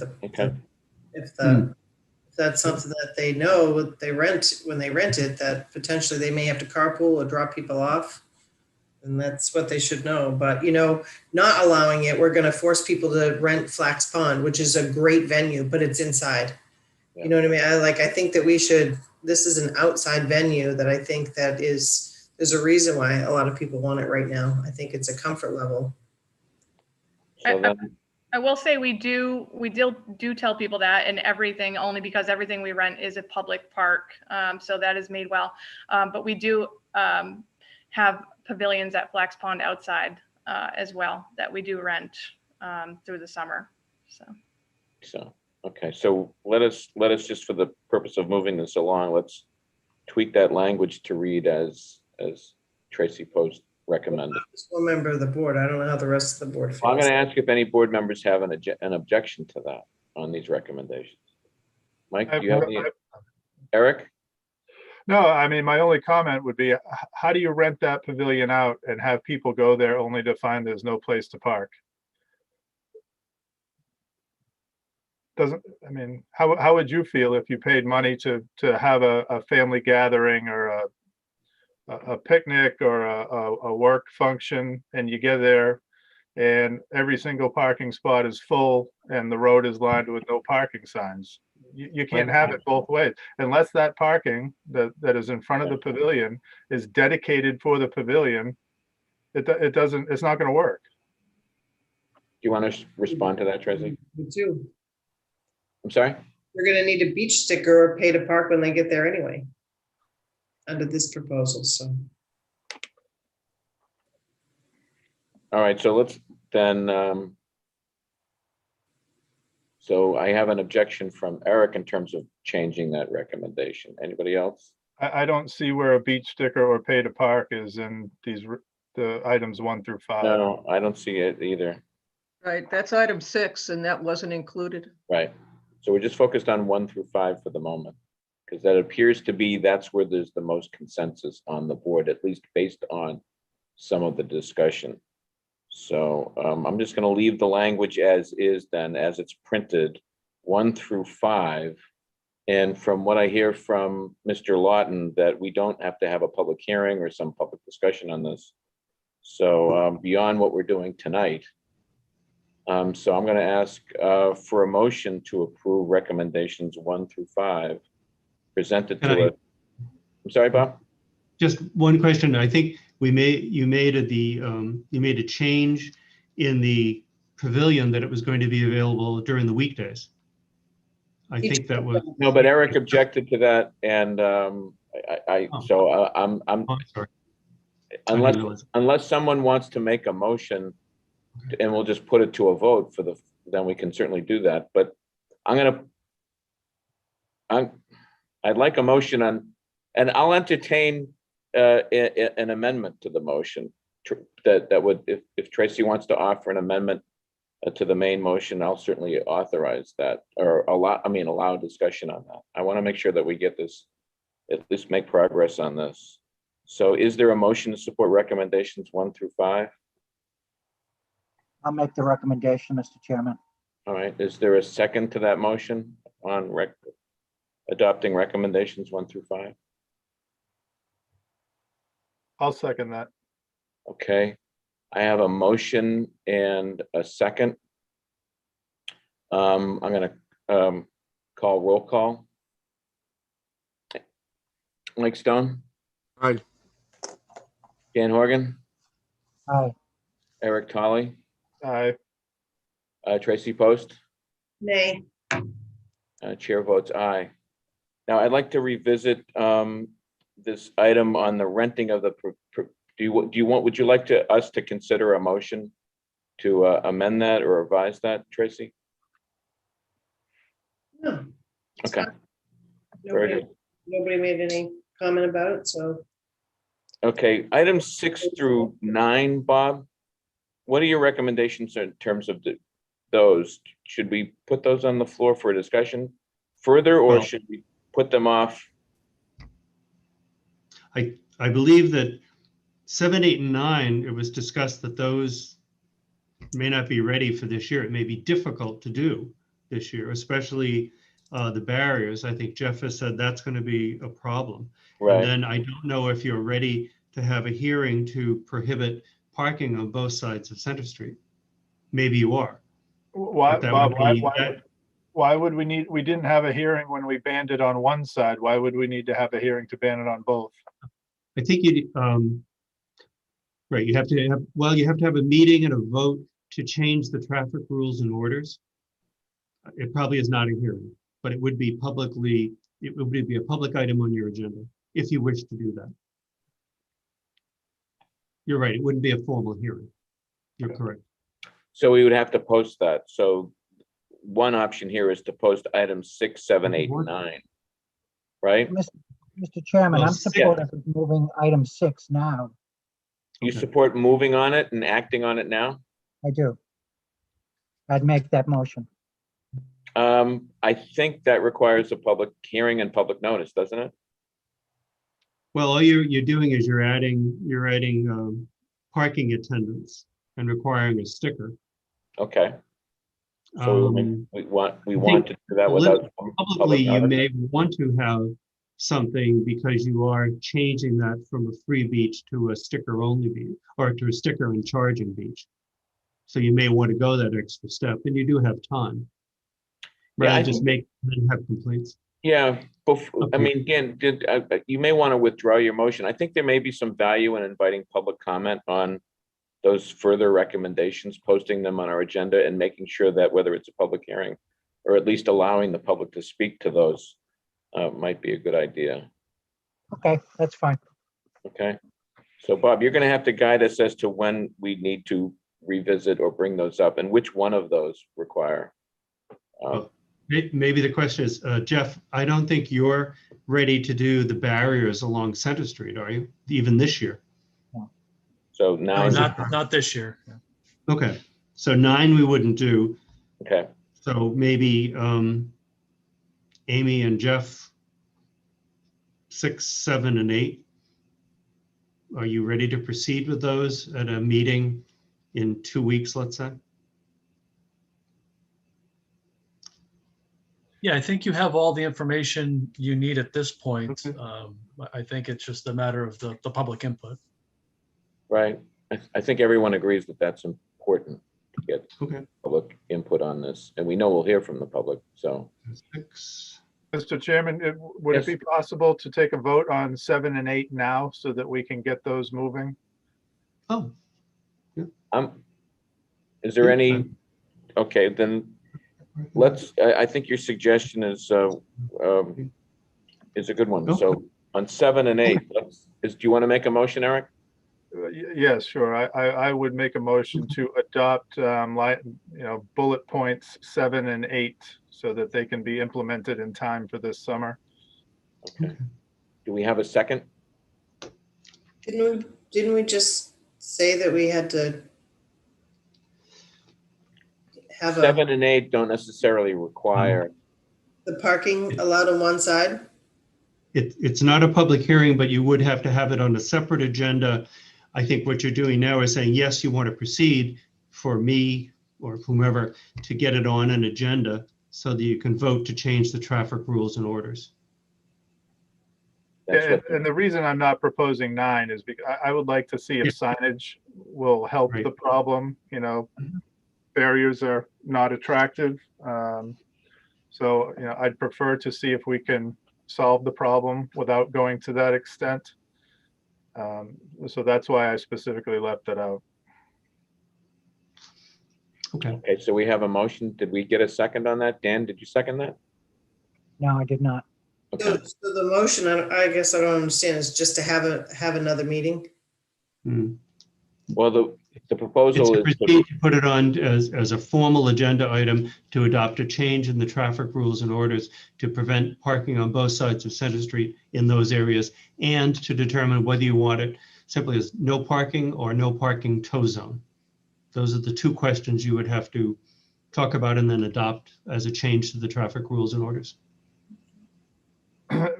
Just for further discussion, I would like to also discuss, and maybe not tonight is not the venue, perhaps at the next meeting, but again, last year we posted no parking signs from the beach to Homer's Dock.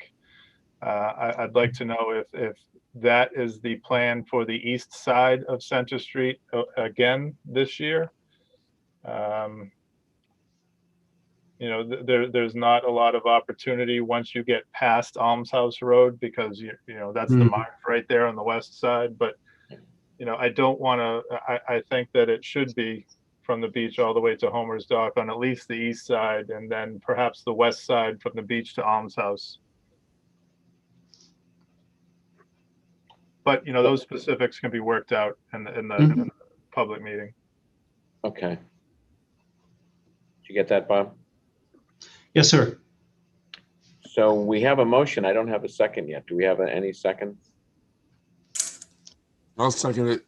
Okay. So we have a motion and a second. Any more discussion on this particular motion about moving forward with 7 and 8 as along the lines that Bob Lawton was sort of laid out to us? All right, hearing no discussion, a roll call vote. Dan Horgan. I am concerned about having the public meeting first before we say yes or no to this. So I'm going to say No. This would be to move it towards a public meeting. That's what we're doing, is we're advancing it for further consideration. All right, then that's fine. Correct me if I'm wrong, Bob, but we would have to still vote on this again, correct?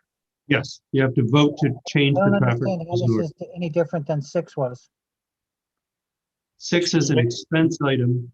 6 is an expense item, and that's not on the floor. You can certainly take that No, up. I'm just saying Yeah, that if you we wish. held off on 6 because you wanted a public hearing. And now you're saying the exact same thing with 7 and 8. I'm fine. Aye on the vote. Okay. Mike Stone, Aye. Eric Tolling, Aye. Tracy Post, Aye. your vote aye. It's unanimous. So is there any more business with respect to Gray's Beach for tonight, Bob? I think Dan wanted to talk about item 6, if you want to. Okay. Do anything adding the parking attendants and making it a resident only or a sticker only beach. I thought we were going to have a public hearing on that. If you wish to do it, you probably would want to have the public involved. We could do it at the same time as we do the no parking. There is a cost to that, and I think that's what Amy was trying to emphasize, that would be, what was it, $31,000, Amy, according to the chart? Do we know what we just lost in pavilion fees?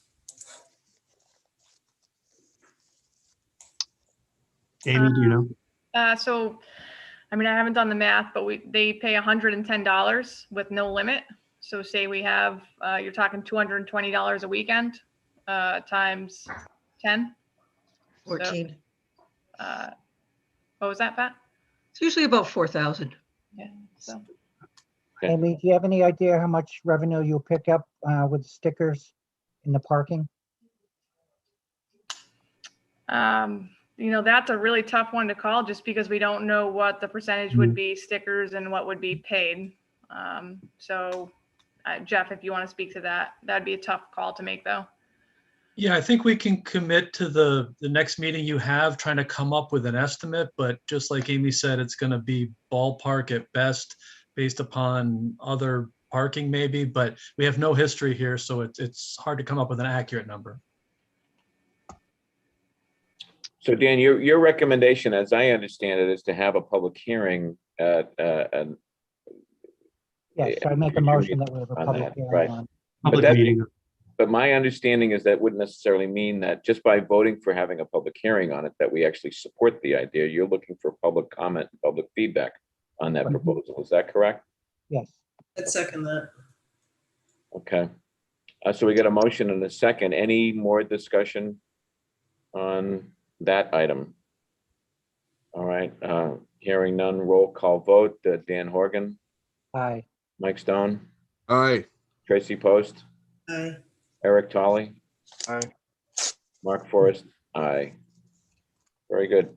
Does anybody want to with the remaining item number 9, but we can take that up. We don't have to take that up tonight. Pick it up later. Okay. I don't think we're ready. Okay. So there you go. We're done with Gray's Beach, I believe, and now we can move on to Dennis Pond. Yes.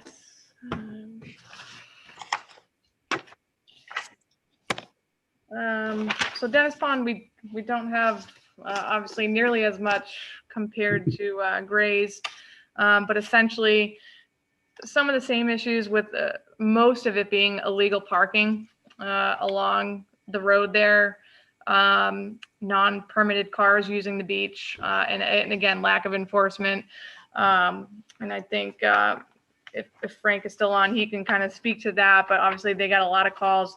And essentially our recommendations are, if you look at Appendix 3, you can see what Dave Carlson has priced out for barriers, fences, whatever you want to call it, adding it kind of there. If you see those yellow lines, that's kind of where he's priced it out and kind of pinpointed the problem areas with that illegal parking. And so adding those barriers would significantly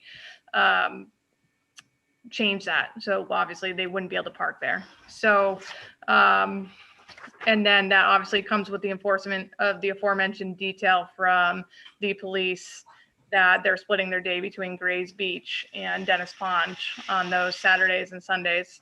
So I don't know if Frank or Jeff want to add anything. The only thing I would add is that right now parking is very confusing there. Certainly the dedicated spots, which you can see in this picture with the vehicles parked perpendicular to the roadway, is very clear. But as far as parking along the roadway, it's difficult in some spots to do it properly. And even the signage there is confusing as to where it's allowed and where it's not. So what this proposal is just to clear that up, and simply put would be no parking south of the railroad tracks other than in the designated spots. That would make it clearer, and the posts would help delineate that. Very good. Do any board members have any questions for our team? Tracy? I don't know what a peeled post is. Can you explain that, Jeff? Yes, it's just the same posts that are there. You probably can't see it too well in this picture, but right in front of those cars, there's about a 4-inch diameter wood post. It's kind of it's a cedar post, but it can weather. But that's what a peeled post is. It's just a post without any bark on it. It's similar to what we have on this site already. Okay, so it's like a wooden bollard. Exactly. Okay. Any other questions, Tracy? Yeah. Is there any way to stripe it or change the parking configuration here to allow for a few more vehicles in any way? Just out of Not, curiosity. Very, yeah, very. not easily. There's parking in the designated spots where those cars are and south of those cars. And all the paved spots are already delineated. So we'd have to add paving to make it clearer. That would be difficult. Like I said, even parking along the road is difficult in most spots. There's not too many safe spots to park. Just wondering if there's a cost-effective way, because no, this is the type of beach that probably could potentially handle more cars that are able to actually park there. Because do you know the total number of spaces? I don't offhand, it's probably about 10 or 12 spaces. It's not a huge number. But what I will say is parking would be allowed north of the railroad tracks. There's much more wider shoulders there. People already park there. It's adjacent to the cemetery. I don't think the residents there are going to mind too much. So there is parking to the north of the railroad tracks that would be allowed.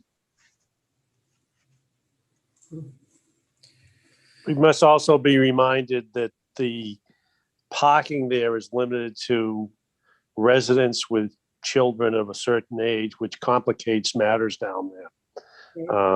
So when we accommodate those that are supposed to be able to use those parking spaces, I think there's enough. It's those that don't meet that standard, which makes it difficult for us to enforce, because people just see open spots and they pull in and they don't know, and they're here for the weekend and they just use up the spots. And then there's also a small boat ramp there where people put their boats in, small boats or kayaks or whatever, and they might have trailers.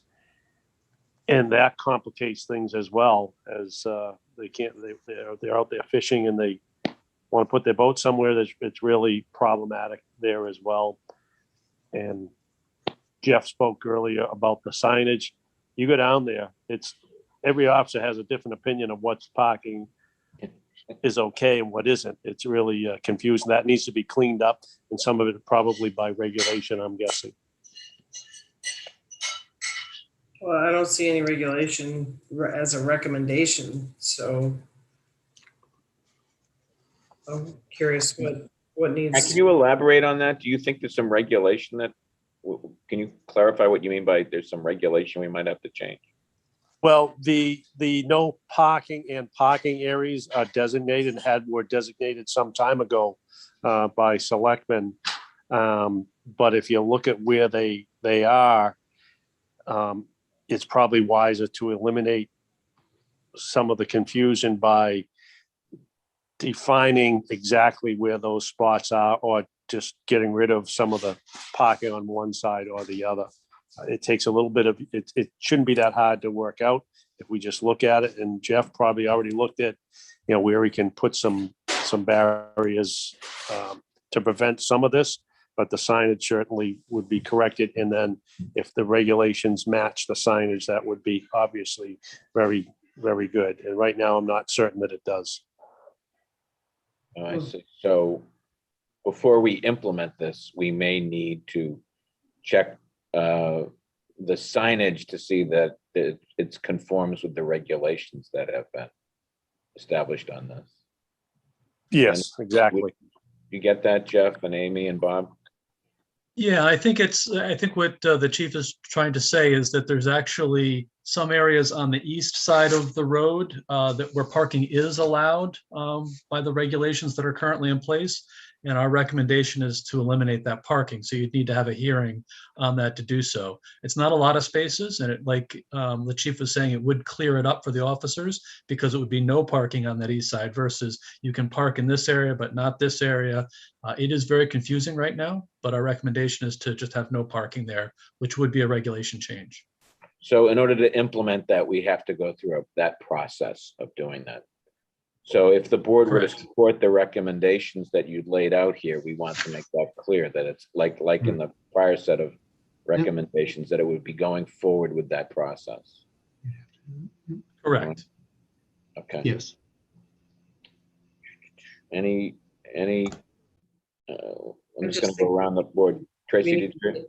Yeah, we need to get rid of any ambiguity, yes. Yeah, thanks.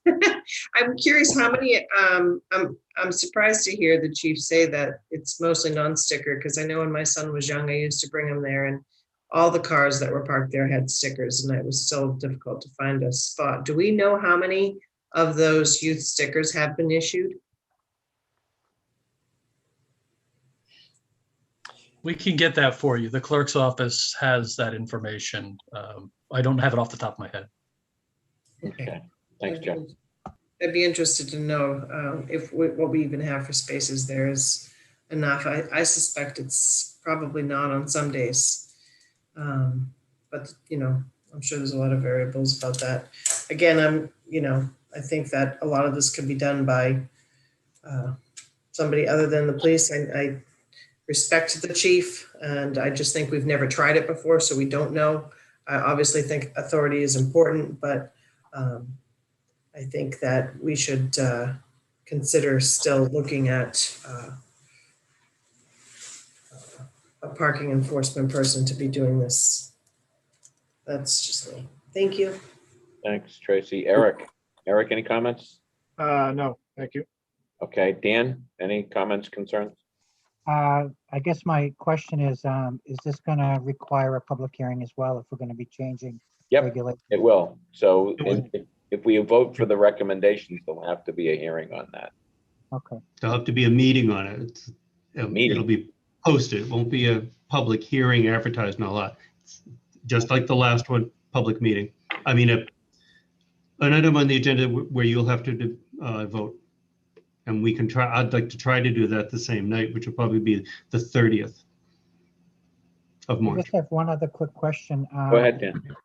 It's hard to tell from the aerial photograph, but is there any way at all to move any brush in the area to try to create more parking spaces? Who wants to take that one, Jeff? Yes, I will. I mean, most of the brush you're seeing there is from mature trees, so that it is trimmed back pretty far on the shoulder areas. The grade is what makes it very difficult to park. There's some areas that are elevated and then some that drop off. Just to the south of this area, both sides of the road have guardrails because of drop-offs.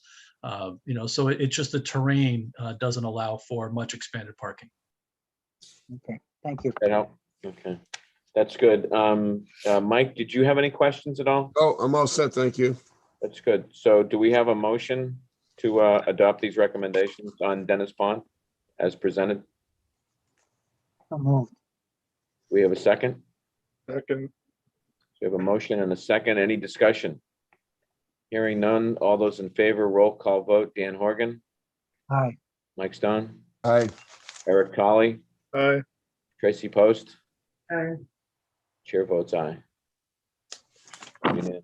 Okay, that I believe concludes our discussions on Dennis Pond and Grays Beach operations update. Before we move on, I just want to thank everybody, Amy and Carl and Jeff and you, Chief, and your team and Pat for hanging in there with us and doing all this work and spending the night with us going over this. So thank you. Thank you. You get the rest of the night off. At least some of you do. Okay, the next item on the agenda is the board and committee actions. I'm going to call on Dan Horgan, the appointments chair, to walk us through this section. Thank you, Mr. Chairman. With regret and appreciation, I'm submitting or asking a recommendation to accept the resignation from the Library Planning Committee from Anne Marie Gavin. Motion. So With thanks. great. Second. Motion second. Okay. Who seconded that? Was that you, Mike? That was me. Okay, Eric, thank you. Motion and second. All those in favor, roll call vote. Dan Horgan, Aye. Mike Stone, Aye. Eric Tolley, Aye. Tracy Post, Aye.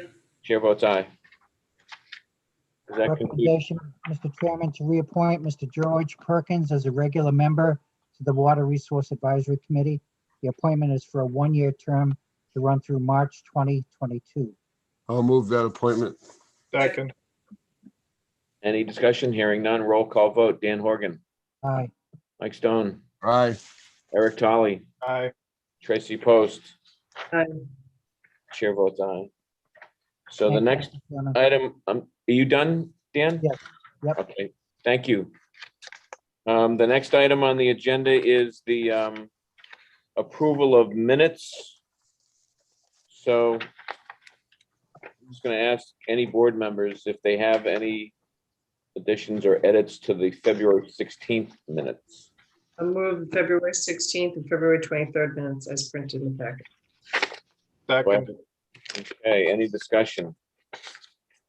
Hearing none. All those in favor, roll call vote, say aye. Dan Horgan, Aye.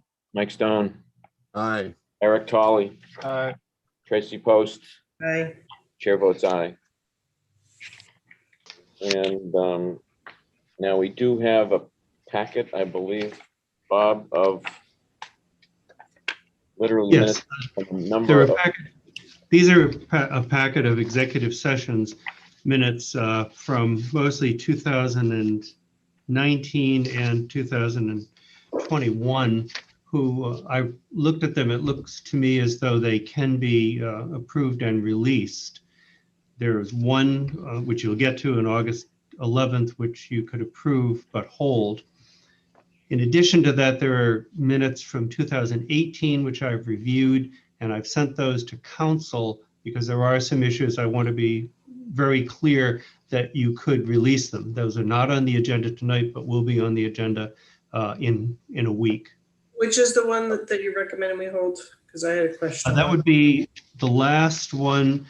Tracy, it's August 11, 2020. okay, so that's I would number ask you to hold 4. up. Okay, August 11th. Oh, right. I'm sorry. Yep. So item 3, I think you could approve and release.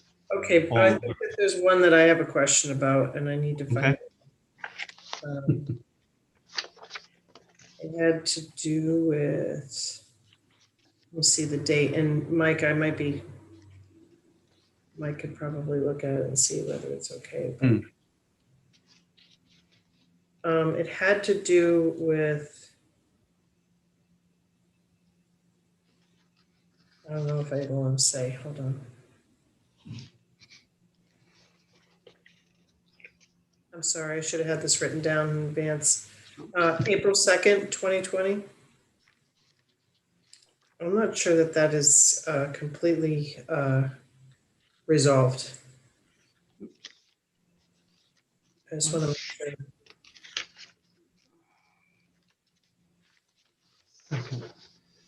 so that was April. April 2nd, 2020, with the paragraph that starts town administrator. Mike, can you just look at that real quick for me? Hey, you know what? I was looking in the regular packet. No wonder I couldn't find it. Okay, so let me see.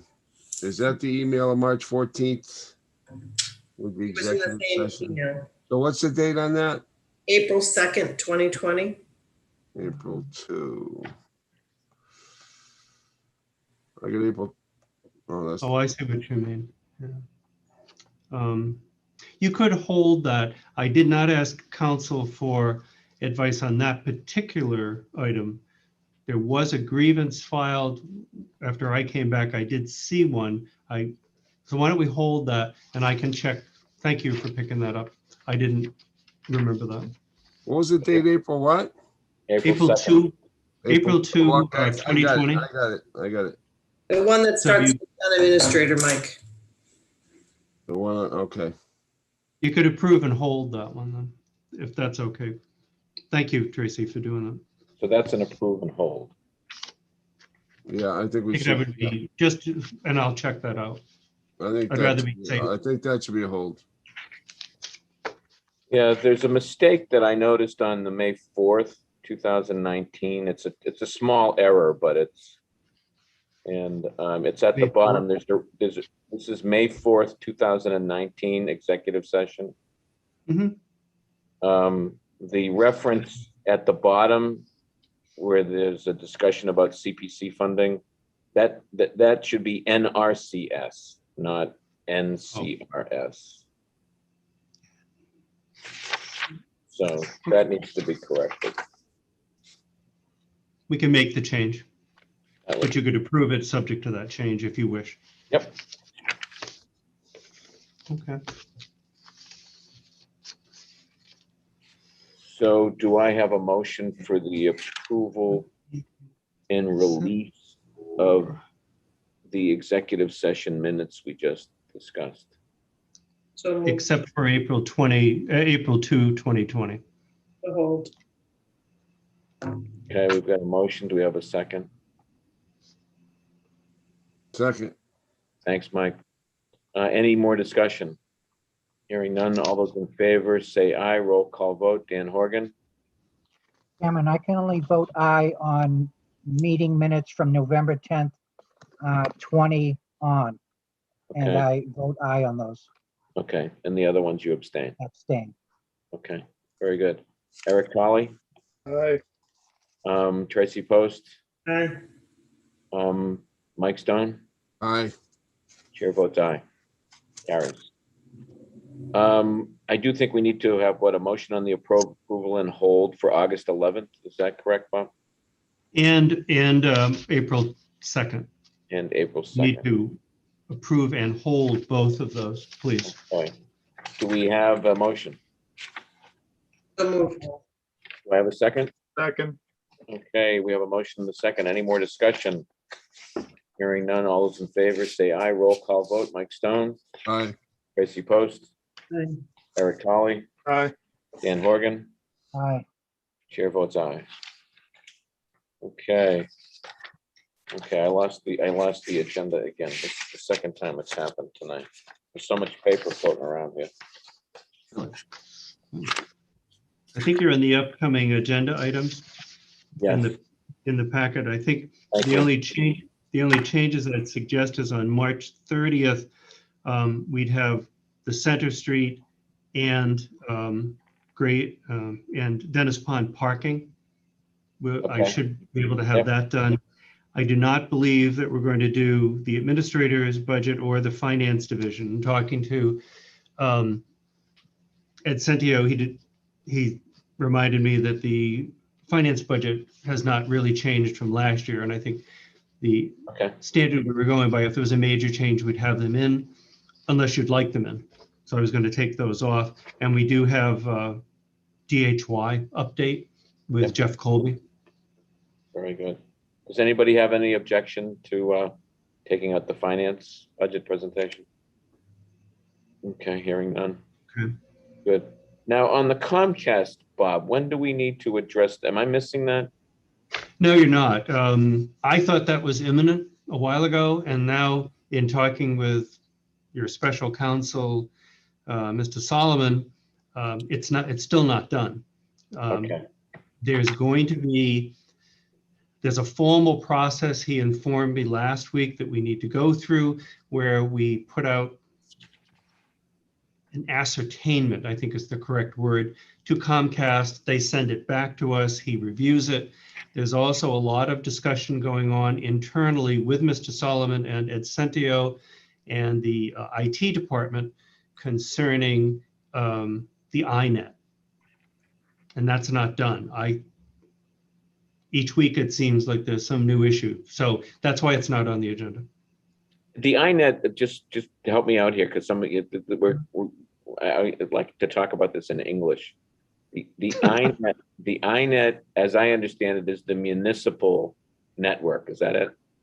These are the wires that go to town buildings from Comcast that support a lot of our IT work. The issues involve how long they will maintain them, how much that's going to cost the town to maintain these things, because by federal law, they are able to charge us for this now. So here we go. Ed Centio was also looking at what private firms could do the same work. So there's a lot of moving parts in that. That's why it's not on the agenda. Yeah, and maybe when that comes up again, like you can explain the whole ascertainment aspect of this. Right, and maybe I'll be gone by then, and maybe Mr. Rittenauer would be able to explain that better than I. No, that would be great. We'll get that done. The only other thing that is coming up is that I think we're going to be making an offer to a new IT director. So Okay. I'll be, if that works, we'll be sending you the resume and the recommendation from the selection committee with my recommendation for you to review. And that's under the charter, the 15 days the board has to reject the appointment if you choose to. Very good. Thank you. Thank you, Bob. Do any board members have any upcoming agenda items they want to plug in here? Just a quick reminder, Mr. Chairman, about the airport public hearing on Oh, Monday. yes. the 22nd. Yes. Bob, what's the That latest? was on my items. You're right. So that'll be coming up later, Dan. And Okay. we do want to have them before us, but I think with their meeting coming up soon, it would be more productive for us to hear from them Oh, yeah. after the public has had a chance to Hmm. weigh in. So we have some idea what Right. some of the public concerns are. So I'll leave that for Bob later. Okay. Anything else? Okay, so let's Not move on on. that item, no, sir. Yep, so the next item on the agenda is individual items. Do any board members have an individual item or two or three? Yes, Tracy. Well, I think we'd be remiss if we didn't take a moment to recognize the significant loss of Mr. Ken Jenks. Yes. As we all know, he passed last week, and thinking about it, I'm pretty sure it's a unique situation where all 5 of us had children that probably were touched by Mr. Jenks. I know just for me, myself, and telling Spencer the news, he had just saw Mr. Jenks a week ago at the gas station. And he was thrilled to hear Spencer's getting ready to graduate, and very proud of him. So that never stopped when he was not in the district. So there's going to be a huge hole in not only the hearts of many, but in our district professionally. So to the extent that we as a community, I know I reached out to both Mark and Bob that we can offer assistance to Carol. This is a very difficult time in a budgetary season, not to minimize him as a human, but having a new school building at the same time has got to be somewhat overwhelming. As I said to Carol, Ken's been there with her since her arrival here.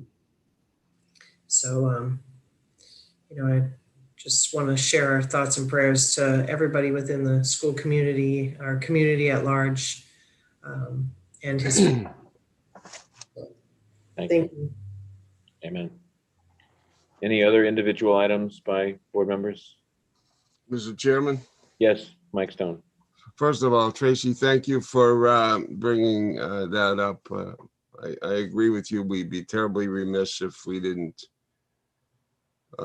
acknowledge the loss of a tremendous educator and a great man, a great person.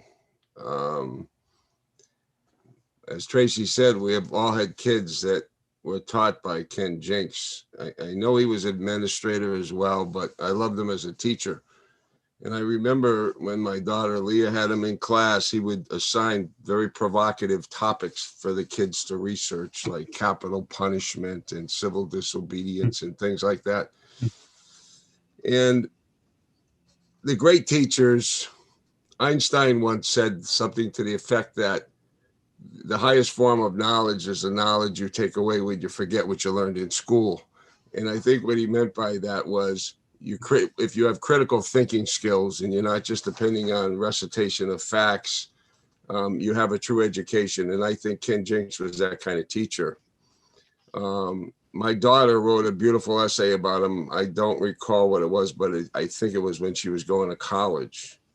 And I don't recall whether I asked her permission or not, but it was such a beautiful tribute to him that I gave it to him. And I'm glad now that I did. If you read Facebook, all the mentoring that he did, all the descriptions of students are totally superlative.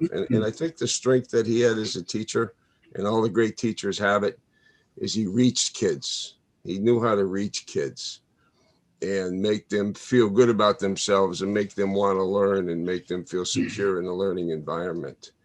And education, true educators know all those nuances. And Ken Jenks was, he's one of the people that I think students look back, they're always going to remember him. He's had a great impact on so many people. And just talking about the guy makes me feel totally inadequate, because even though I said the things I said, it doesn't really come close to describing what a great educator he was.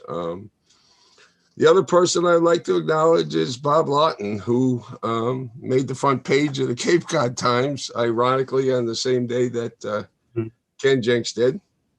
And I think they were writing about the editors. I think it was well placed. I think they were writing about two great men, and two men that had a great commitment to their communities and a great impact on their communities. So Bob has always been there for the town of Yarmouth. And he's here now as we speak. And I'm sure that if we need him in the future and he's able, he'll come running and serve his community as he always has. So I'm going to save that edition of the paper, because in a way, Bob, this is your obituary in advance.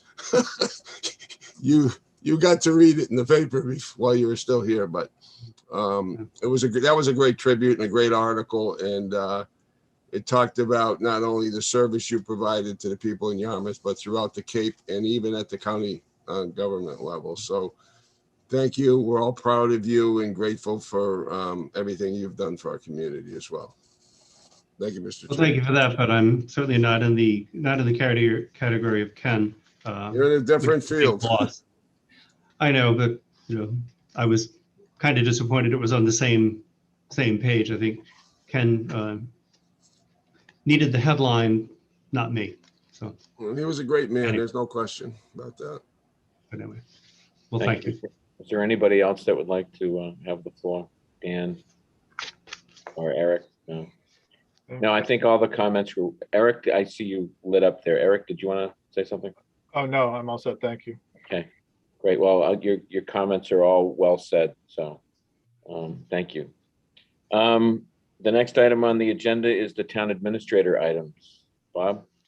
Just the one item, the consent agenda for Mary Wagon is approval of the resolution of the governmental body, the Board of Selectmen, on the submission and execution of the Yarmouth Community Development Block Grant, and would ask you to approve the material that Mary Wagon had sent.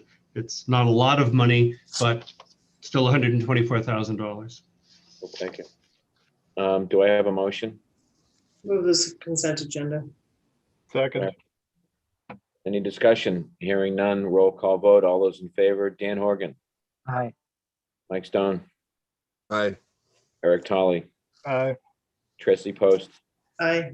chair votes aye, carries. I just had three quick items. One was, which was brought up by Mr. Horgan, which is on Monday, the 22nd at 6 o'clock, there is a Zoom meeting on the airport master plan. And we have done some additional publications. Kyle has been good about putting it on our website. So we're hopeful a lot of people will go. We also did send specific notices to some folks in West Yarmouth who I'll describe as opinion leaders who have been very active about the airport. So we hope a lot of people go and listen and I guess learn about what's going on there. The second item is we're working, Ed Sendio is working, as am I, on the stimulus money that I think are getting. I hope we're getting. Check hasn't cleared yet, but to see what we'll recommend on uses for those funds. Ed is also working on the DY budget. We do have the 1.3 million over the 2.5 limit. Ed told me he did reach out to the town of Dennis to see if the two finance directors, we're going to contact the administration to see if there could be any help, just as Tracy Post had suggested.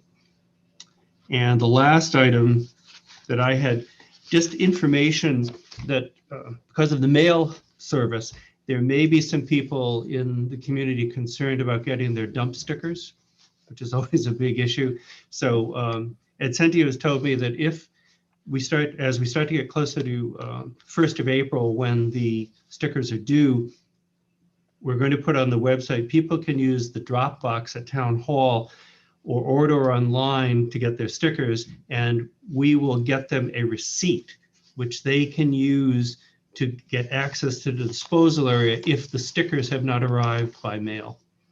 So we're trying to accommodate the problems we're having with the Postal Service. Mine has been, it's 3 weeks so far since, and I did it online, so I'm still waiting for mine. But we're trying to be proactive and be able to help people if they, as we start to get close to April 1st. And there'll be more information coming about that. So, It's thank true. you. People can still get their stickers though at the Chamber of Commerce, correct? Yes, they can. There's an additional charge for that. They can use the drop box here. There are forms. They could drop them in the drop box outside, and staff would process that. But if they go through City Hall systems, it may take a little while because of the mail. So just wanted to be to let people know that we're going to be as helpful as we possibly can, so they don't have to have the trash at home. Thanks, Bob. Anyway, thank you. Appreciate that. That concludes our business. Do I have a motion to adjourn? Moved. Second? Second. Any discussion? Hearing none. All those in favor, roll call vote. Dan Horgan, Aye. Eric Tolley, Aye. Tracy Post, Aye. Mike Stone. Aye. Chair votes aye. Thank you, everybody. Have Thanks a very much. wonderful evening. Good night. Good night. The board did a lot